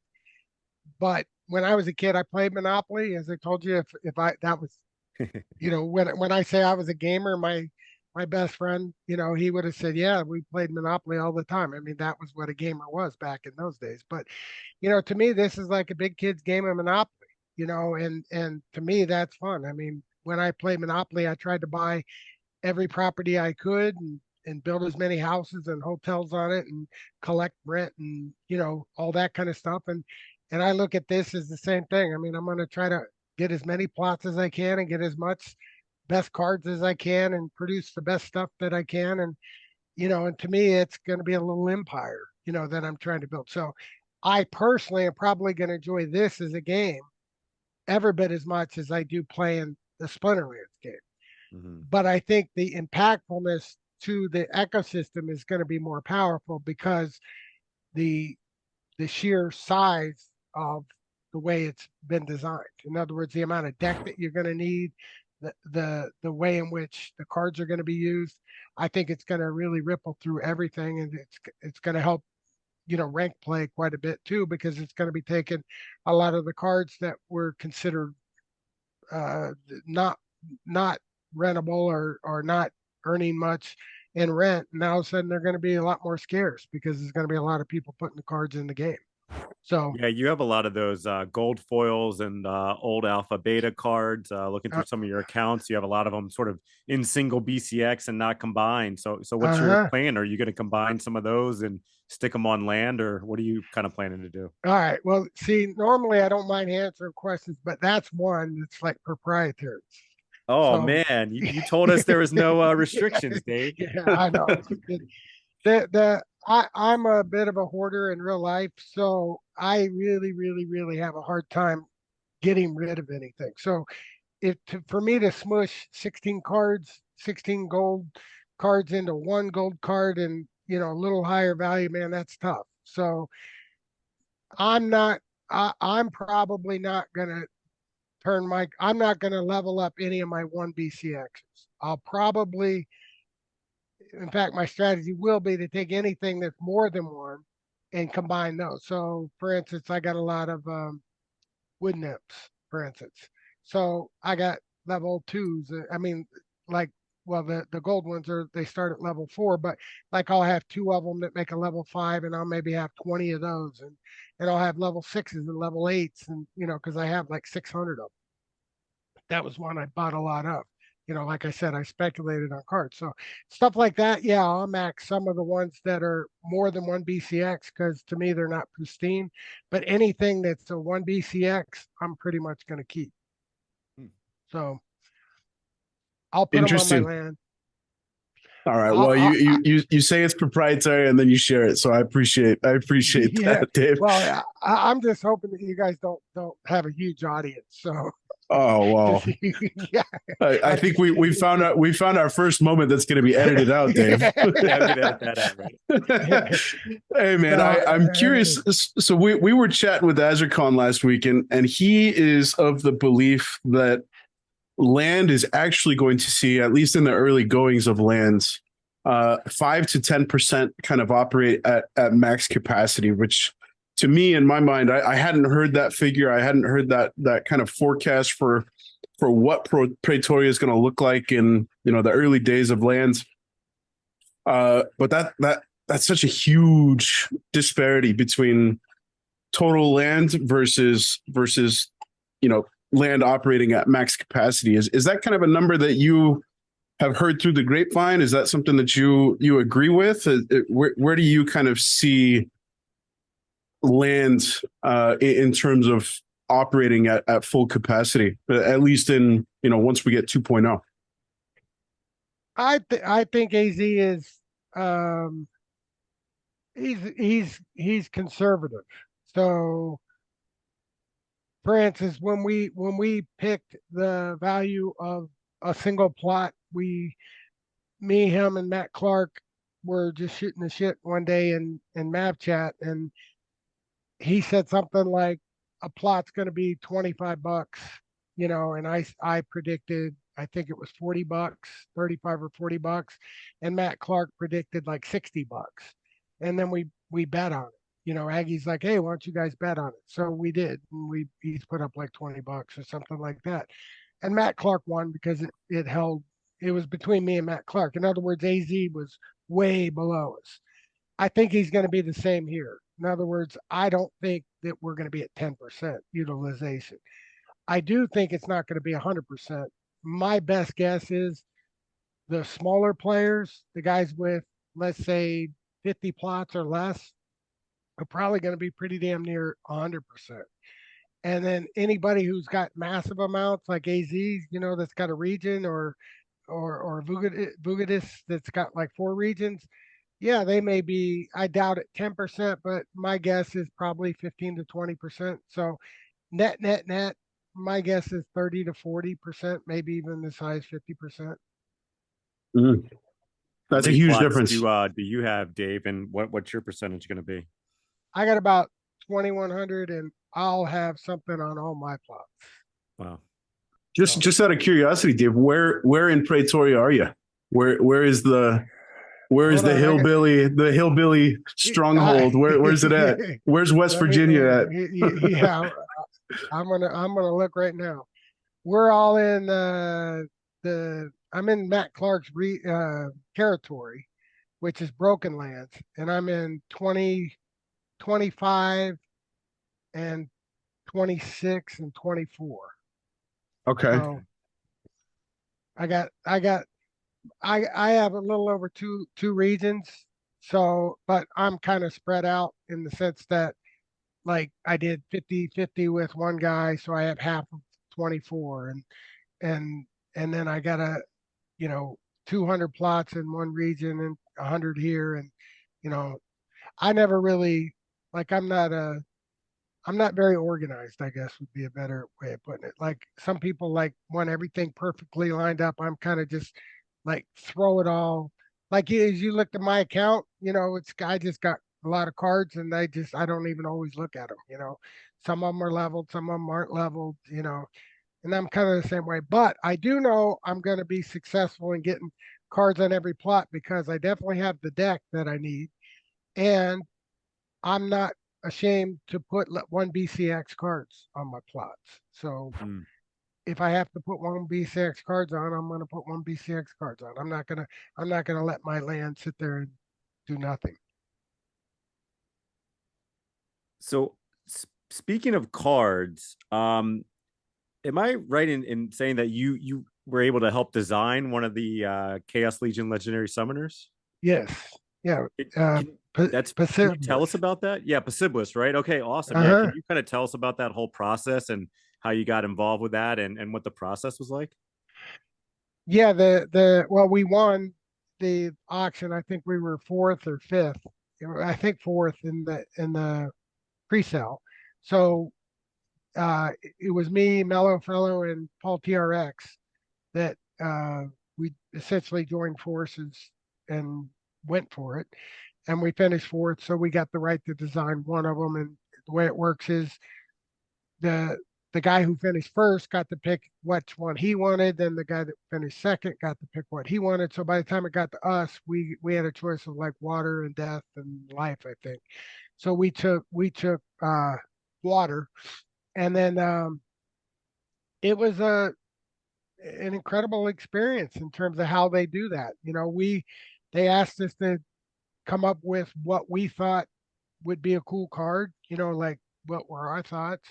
So we took the time to, go over stuff, and with 3 guys, we all had different ideas, and we would bounce them off, and then we finally developed a kind of like a Leviathan type, water dragon type looking dude that was pretty mean looking.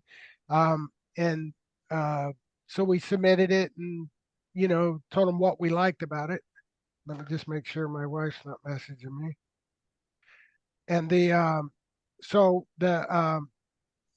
we submitted it, and then the artist starts working on it, and she kind of takes what we showed her, like clips of, like, we kind of like this mean look of this face, and but we want him to not have wings or do have wings, like there was separate, like we would take the picture and say what we liked and didn't like about it. And then she would take that and she would draw it. And she came out with what I thought was unbelievably beautiful card. They said that we kind of worked them a little more than most people did because we probably had, I would say 300 to 400 edits. Oh, We, wow. yeah, we, you know, not all of us, like each person kind of had a different thing that we had a pet peeve about. So when you take three guys that each have little, like issues with stuff, like I didn't think it was a big deal the color of the underbelly of the monster, but one of the guys did, and so we would come back and say, "Hey, can you show us this in, you know, a darker and a lighter color, or stuff like that?" And make a long story short, they were extremely patient, kept making the changes, gave us multiple looks until we got something that we all agreed on, and then the funny thing is, they actually added new artists when we were basically done. We were like 95% of the way done. And they added new artists to the team. And then the new artists came in and they just took what we had and did it completely new. And they said, geez, look how much better this is. And we really didn't like it at all because we had kind of already fell in love with the first one. So we had to go through that was a process. And, we were like, we understand that the art's a little more, I would say, like comic-y, or like not as real. Like we're kind of older guys, so we like the visualization of something that was more real, as less cartoony. So make a long story short, we eventually got our way, but that took a while. But at the end of the day, I mean, they were great to work with. Joey is the guy that kind of handled everything. He was the point guy, and he's also the guy that did the lore, and he's absolutely unbelievable to work with. I mean, he not only can write good lore, he's also just from like when I ran business, I used to teach my people that customer service is important, and your customers were the most important, and always make sure you pay attention to them. He was that kind of guy. Like if we had a problem, he was trying to understand what our problem was, and he was representing us when it came to whatever the issues were. So I can't speak highly enough of the guy. He was great. So I highly recommend it. Go ahead. Yeah. I was just gonna say that's Breaking Benjamin that you're referring to. Is that right? Yes. Yes. Yeah. Yep. Very very cool guy. We had him on fairly recently. I want to say within the last 5 or 6 episodes. But yeah, great guy. It was a wonderful conversation. Yeah, he's literally like A plus plus. I would, if he ever would look for a job and wanted me as a reference, I mean, I would talk as long as I talk on this stream. So in other words, he's good. I could fill it up. It's like he cared. He cared that we cared, and he wanted to make sure that we were engaged with it, and we paid a lot of money. We paid a couple $100,000 for that. The way it worked out, and he understood that, and it was like one of those things where you don't like this, like constantly say, geez, we paid a lot of money for this summoner, you should do it our way. We really didn't have to say that. He like understood, like we were very engaged. We took a lot of pride in what came out, and the card itself is, even though a lot of people don't like it, like it was like one of the cheapest summoners that came out, and everybody's like, it's not very good card, but at the end of the day, we like it, so that's all that really matters. Plus, well, I think. Oh, go ahead, Dave. Sorry. I was going to say, plus it's a fun card to play. It doesn't play in every match, but with the abilities that it's got, that when it does play, there's it has some pretty fun matches with the trample and reach, where you can play, two melee monsters back to back. Yeah, I was just going to say I think people were sleeping on Possibilis prior to the Soulbound reward cards. I think the Splinterlands team did Possibilis a lot of favors. I chose that artwork. I don't know if you saw it, but I chose that artwork with Noah the Just, which is one of my favorite of the Soulbound reward cards, and he is he's a VIP on Team Possibilis, removing the armor and just given the melee squad led by Possibilis pretty much open reign to unleash all sorts of tramples and pain on the opposing team. Yeah, exactly. Yeah. So I'm curious with regards to the abilities, Dave, so I imagine you guys knew that you would be creating this card, shortly after the pre-sale, I'm assuming. Is that right? Yeah. Yeah. Once when the pre-sale, was finished, you knew whether you qualified or didn't qualify. And so we didn't know what the other guys ahead of us were going to pick in terms of Splinter, but we knew we were going to get one of them. And of course, we knew probably we weren't going to get the Dragon because that's probably the most important one. And, so we had it narrowed down. But yeah, we knew we were going to have a card. We just didn't know what Splinter for a while. Yeah, that makes me think. We've heard Yaba, we've heard Nate kind of specifically say that Biz will no longer be able to choose the super cutesy Kitty and Lily artwork. I wonder if we'll see Biz participate in the creation of any subsequent summoners, given that he won't be able to apply the cute artwork there. I think he'll find a way. So he may have to run a proxy. Run it through a proxy or something. But, yeah, sure. Yeah, it's a good experience, and it's fun seeing the card out there, and it's like we talked about. Like that's in the game now. So 10 years from now, 20 years from now, we want this game to succeed. I think it's a really cool dynamic that they have people design stuff in the game, and I'm glad they have it, and I hope they continue it because I think it creates a bond there. Like I got a lot of Possibilises, and I'm proud of it when people say nice things about it. So, hey man, I was just gonna say I feel like it's such a great representation of what Web3 gaming can and should be, right? Like if you contribute to the game, you contribute to the economy, you invest in these cards, you're rewarded with something eternal within the game. And 300 or 400 edits. I wasn't expecting you to say that number.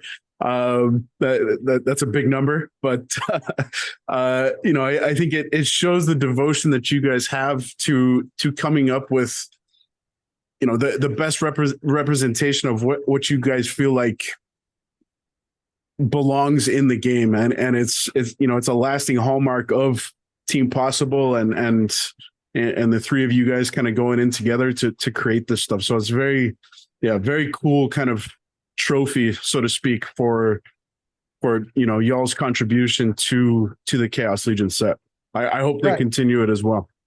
Yeah, and I'm looking forward to the next version too. I think Rebellion's going to be great, and I think I think similar to what I said about the community leader, like I actually think it's better if we let people rotate stuff like that. Like I would feel like I was hogging it if I went for one the next time. Like let other people have a chance to experience that.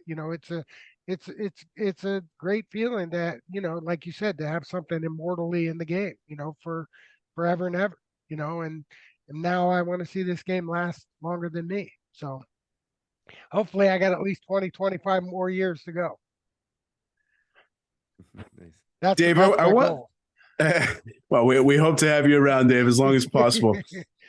Hey man, I want to take zoom out really quick and kind of look at Web3 gaming through kind of a bird's eye view and Splinterland's role in that thing. We've seen stuff like Genesis League Goals, Genesis League Sports, Chibi Dinos is another one. We heard Aggie talk about, and I'm gonna botch the name. I forget what he referred to it, but the arcade Colony.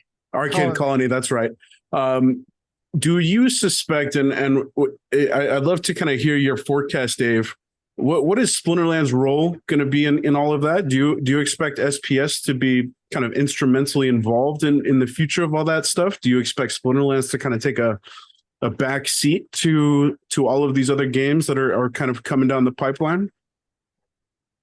I'm going to tell you the way I view it, but I'll also caution, like I saw Gank, was vilified today, and somebody was saying, you made a prediction that this or that's going to happen and you led us astray and blah, blah, blah. So I'm going to throw out ahead of time. I have no information that anybody else doesn't have. So this is just my own personal belief of how they all connect. It's like, how do I view it?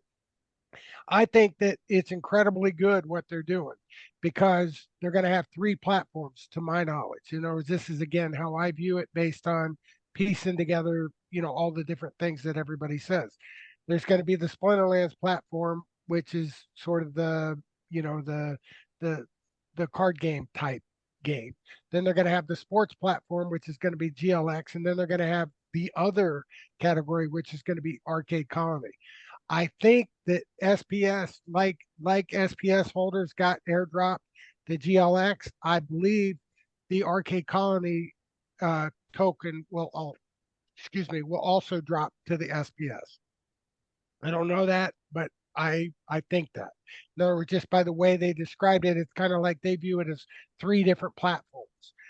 The way that I think that it's going to be positive is they're going to be going after different audiences. So the card game, the card game style that we have is way different than a sports game. Like the Chibi Dinos is a sports game. Those guys probably don't care about playing Splinterlands. But if you had 100,000 of those people, maybe 2,000 of those people would like Splinterlands. Like I wouldn't have known I liked Splinterlands, 8 years ago when it didn't exist. So, a certain number of people are going to be crossovers, and then the Arcade Colony, I think is good. I picture it as, in my day, pinball and stuff like that. Like I don't know the cool new things where the kids are always fighting with laser swords and stuff like that. But it'd be something, a little different than a sports game or a card game. It'd be like my old Pong game.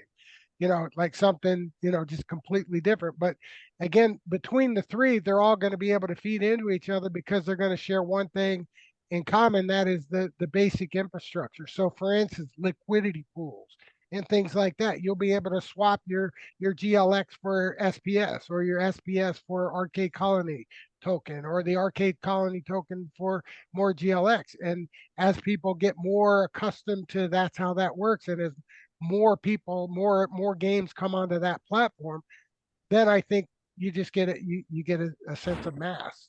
So, go ahead. You raise your hand. Oh, yeah. I was just gonna mention. Do you feel like it was so with the introduction and the advent of these new games? Do you feel like it was a missed opportunity with something like Genesis League Sports in particular, that we didn't offer utility for something like the Splinterlands tokens, either being SPS or DEC, and having those tokens, giving them value in the GLS ecosystem? Or do you feel like it's the right move to reward folks for holding Splinterland assets in these other ecosystems, but at the same time introduce new tokens into these games? Well, they do have other tokens in those games. So, for instance, in GLX, GLX itself is SPS equivalent in the soccer, the Genesis League. I guess it's not just Genesis League Soccer, but soccer is the first one, but it's Genesis League. So the GLX is their governance token, but they also have their version of deck, for instance, and that's GLGT. Or no, I forget. I can't keep track of everything unless I got it in my computer. But they do have no, it's GLUSD. Yeah, is their deck, and that's tied, to, like what deck is. It's tied to a buck, but it's meant to be a stable transactional coin. They got a burn mechanic just like we do. So they're basically taking all the things that they learned here in Splinterlands, and they're applying them there. That's a plus for GLX ecosystem, because a lot of the mistakes that they made here, they didn't make there. So for instance, they don't have a gob of extra deck floating around, or their deck equivalent floating around. But on the other hand, the other thing is they're going to see firsthand how the burn mechanism works, the so-called flywheel, and they're gonna be able to apply whatever lessons they learned there back to here. So I think it's going to be great because again, anytime you're doing something for the first time, you gotta try, and once you try and you see, does it work, does it not work, how could it be better, you know what could we do different, what tweaks can we make and improve it. And I think now you're going to have three platforms that you can do that on, and I think that alone is going to be a big deal. One thing that a lot of people don't know, you mentioned tech modernization earlier. Tech modernization is the way I look at it, and when I manage companies, like I had a tech department, I didn't know how it worked, but I did know what worked. So I would say, geez, I want this. And I didn't know how they did it. I just knew that I wanted it, and they went out and figured out how to get it to me. So it's kind of the same thing with Splinterlands. They developed it the way they knew how, and then they brought all these people that know a heck of a lot more than they do. And basically those guys said, "Oh God, you really, this is like super complicated, and you need to streamline it and make it much more efficient. And you could do this and that, and all the different ways to save it." And that's kind of what tech modernization is. It's taking what they built, keeping it from falling down, and then making it more efficient. And that's really kind of like, everybody's like, hey, we wasted like a year, by the time SPS first came out to now.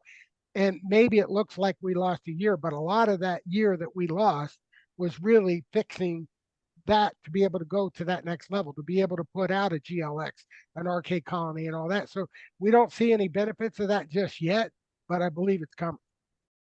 One other thing I want to, you had a recent Peak D post that says, talking about the 5th year anniversary, and that, we talked a little bit earlier about, how we forget that, the game really came from nothing. But another point you made is that we don't really understand where we're going. And so, yeah, sort of taking the lessons you've learned and seen from the game in the last 5 years, where do you think the game is headed in the next 5 years? Oh, I'm super excited. I think that we've, in my bad analogies, if this is a baseball game, we're in the first inning, if that, we still may be in batting practice. We've learned a lot of things, we've developed a lot of things, we made a lot of mistakes, we've learned from those mistakes, and guess what? We're still way ahead of pretty much all the competition. I mean, I know that, everybody really, really liked it when we had all the bots playing, and, we showed up number one on DAP radar. But, anybody that was honest with themselves knew that we didn't have that many players. A lot of those players were artificial players. But now we're set up to where we've kind of gone through all that, and now we're in a phase where I think they truly understand that they need to have, just like you were mentioning the Aziracon's, post, that I agreed, because I do agree. I mean, the lifeblood of our game is to bring more and more people into our system. It should be the cookie cut, the process. And if it's a fun game to play and the economics are right, it's not easy to do that. And I believe that we're on the cusp of reaching some phenomenal things happening. Everybody's like, when is it going to happen? Like, when, the old when, WEN, type thing that they throw out. I mean, honestly, you don't know when, but you do know that when it starts going up, for whatever reason, there is going to be a lot of people that, may have left that come back. There's going to be a lot of people that know about the game, that maybe hated that there was bots. But guess what? The next time we come back, we don't have we'll at least have a human versus human league, and that's going to earn some respect from people. So a lot of these things that we've had to go through, they're like things that you don't have to relearn. Once you've learned them once, you don't repeat the same mistakes. So where do I think we can go in 5 years? I mean, God, you look back and see what we've done in the last 5 years, and it's absolutely amazing. So if we just did the same magnitude of change, I mean, we'll be talking about, having a stock market listing or something. In other words, at the end of the day, there's a lot of potential in this space. I mean, look how many people play Web 2 games. I mean, tons. And can we replicate that, in the Web 3 space? Absolutely. But we have to focus, on those things that we've talked about. We need to have a player experience that is fun to play, and we also have to have the tokenomics right so that it's not like a quick hit, kind of scammy type thing, that most people are afraid of. And actually, I don't think we are that. So that's why I think we have a tremendous opportunity. I mean, if we wanted to be that, we would have already done that. If that Yeah, no, I think that makes a lot of sense. That's certainly one of the things when I was getting into the game, looking at some of the history, noticed some of those things that, it has been around. It doesn't seem like it's some sort of quick cash grab or anything like that. But you mentioned a publicly traded company. Do you think the game would want to go public at some point? I think that they're probably not likely to want to go public because they're pretty libertarian in general, or at least that's my impression of them. And they definitely believe in decentralization, and kind of the public market, is kind of the opposite of that.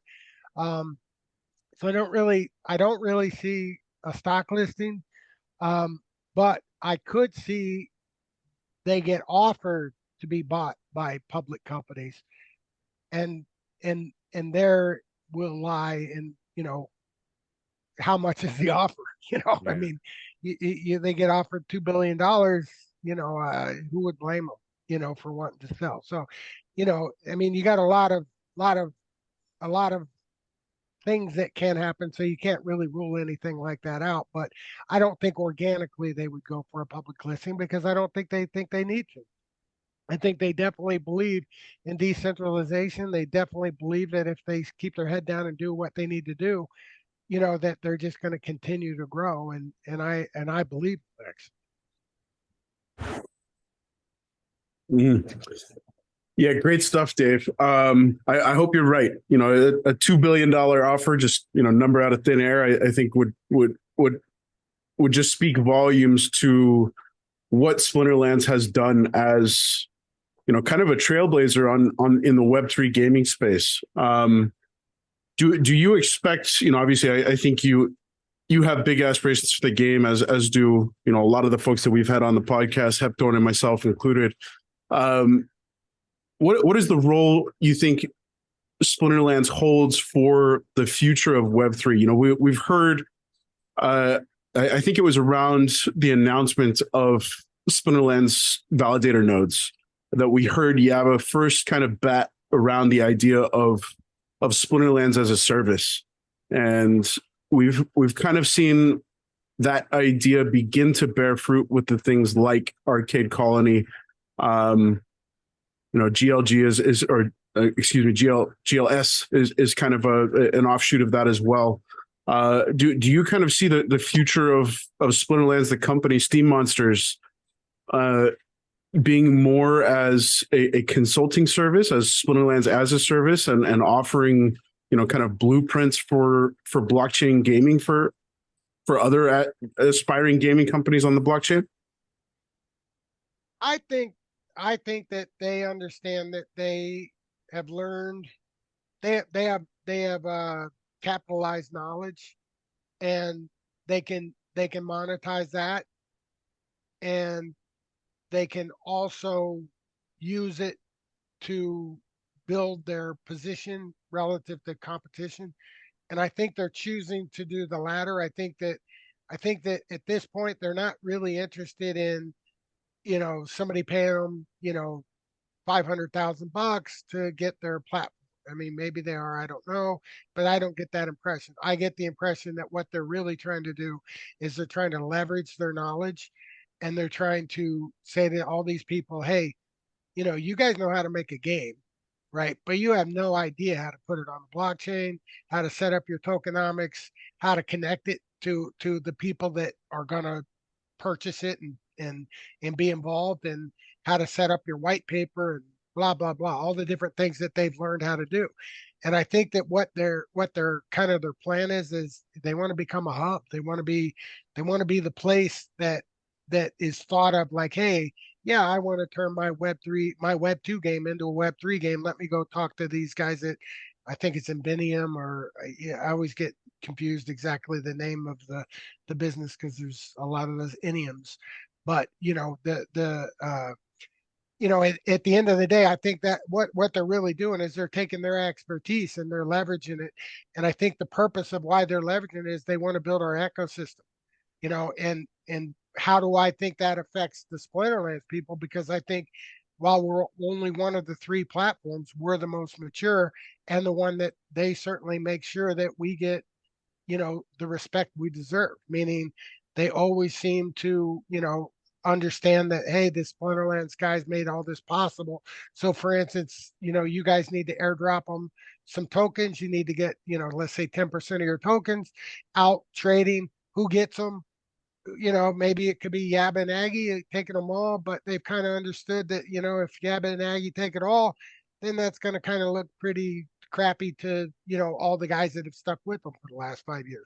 So instead they say, geez, let's give them to the SPS stakers instead, of which they happen to own SPS themselves. So now all of a sudden you've got, loyalty that's built up, and that those assets actually aggregating. One thing I think is kind of funny, and I know I jump all over the board sometimes, but when it comes to GLX, a lot of people like badmouth GLX, and they never even play the game because there is not even a game to play, but they get these airdrops and they dump them immediately when they get them. And they show absolutely no respect whatsoever for that project. Like, it sucks. It's stupid. It's going to fail, like they just have all the negative stuff.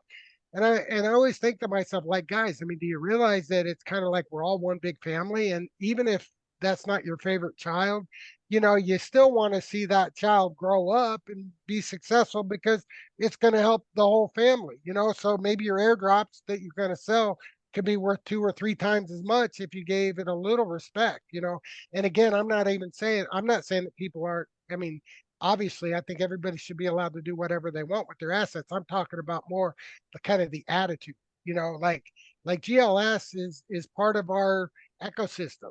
So will Arcade Colony be. Same with the liquidity pools that we have, and they're all going to be connected in some way, shape, or form. And it's to all of our advantage that it all works well. And again, I'm not saying sugarcoat stuff. I'm saying let's try to make it work and kind of all be in the like, hey, let's see this succeed kind of mode, as opposed to my thing's good, your thing's bad, kind of mentality. So I'm sorry, I hopped off of whatever question you asked me. Good thing you guys have a good sense of humor. Oh man, we yeah, we appreciate all of the tangents again, Dave. Well, hey man, kind of last question from me, Hep, is there anything else that you kind of wanted to touch on? No, okay. Dave, so I think it's pretty clear that you're a big, I think it's fair to say you're a big proponent for what Steam Monsters is doing. We've got big hopes for a bright future for what Team Steam Monsters is bringing to Web3 and blockchain gaming, and just kind of being the 5-year anniversary. Looking back, how has Splinterlands changed your life? What that could be as big or as small of a question as you want to take it. Yeah, right. in a nutshell, take us on a ride, Dave. All right. I gotta put this. I still have my day-to-day job, and I still have, all the funds that I had pretty much, before I started. I've got my own investments in the real world and stuff like that.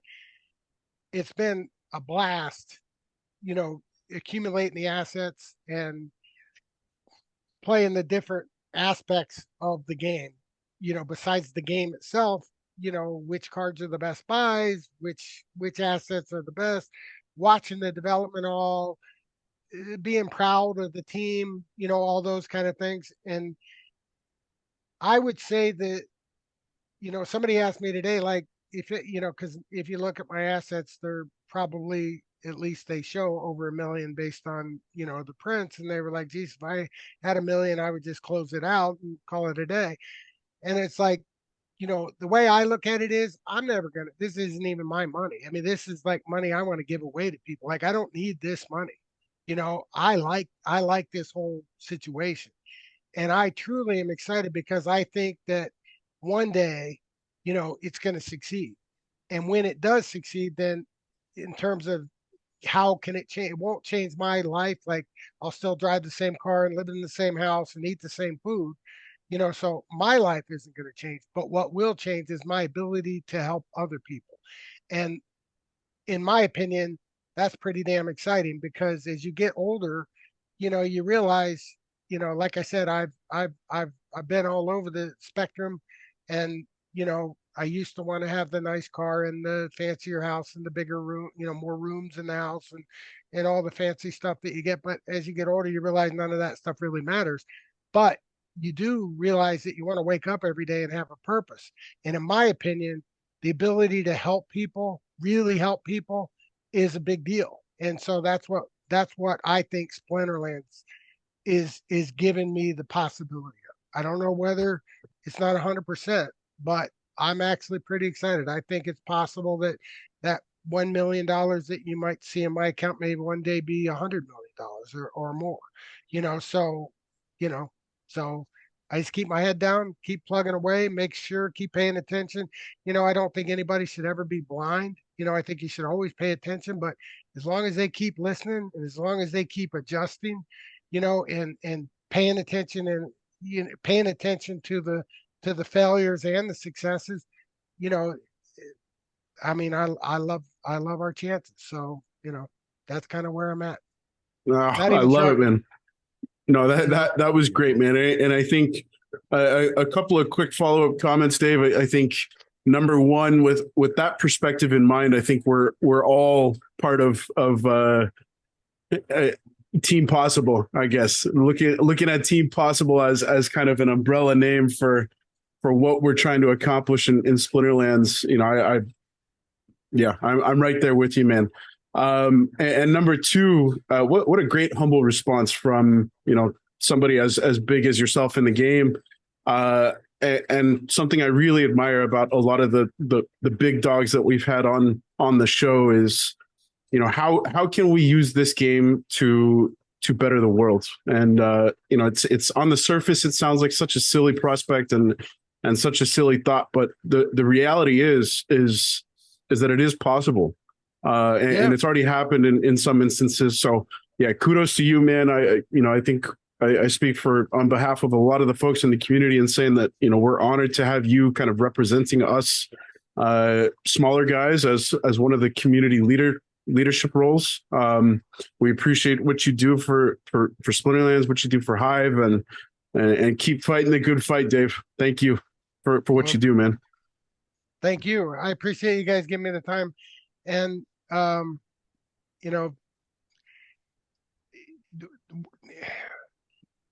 much respect for you guys, taking your time to do this. There's a lot of people that go unsung, in sometimes I'm a community leader, so there's only 5 of us. So everybody's kind of like, well, I know you're a community leader, but there's a lot of people that, host, podcasts or streams or develop things, for the game that make tools. Like, think of what Axler Twinblade does, and, his Splinter cards, and, what Jarby does over in Peak Monsters. And if you think about it, I mean, look how many people basically, put a lot of energy and time into making things better. And I want to say thanks to you guys for doing that, because in the end, we may fail, but if we succeed together. So I'm excited.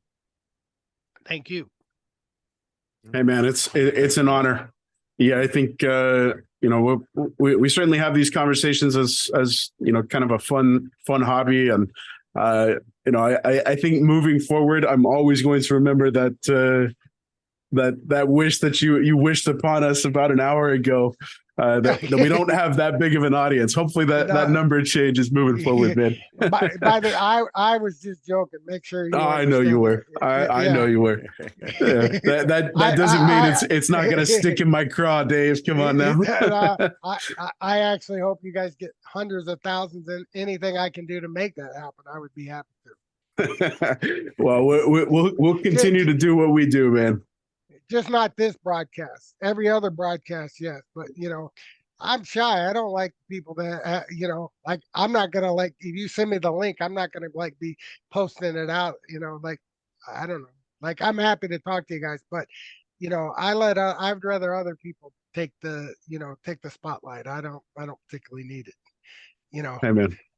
Well, I agree to disagree, Dave. I think I have a sneaky suspicion this will be a popular episode. You're a big name in the community. You carry a lot of influence with the moniker Dave McCoy. There's a lot that comes with that. So I'm excited for this to go out into airwaves and hopefully it sheds a new light on people's perspectives of what it means to be a part of the community and I think it certainly opened my eyes as to why you are who you are and why you've got the influence that you do and why you were such a good inaugural nomination for the community leadership role. So yeah, well, thank you.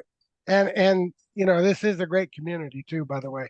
I mean, there's tons of great people, so I feel blessed that I found it. I didn't know back in December of 17 what I was getting into. Like I said, I was literally bored. So I found steam and being bored, but it fell into this, and it kind of just seems like a little bit of destiny. So I'm happy to be here. Do you think, sorry, I know I said I didn't have any more questions, but yeah, do you think that without Splinterlands, you think you still would have been, as active on Steam or Hive these past years or for this long, or do you think you maybe would have lost interest with that as well? I would have lost interest.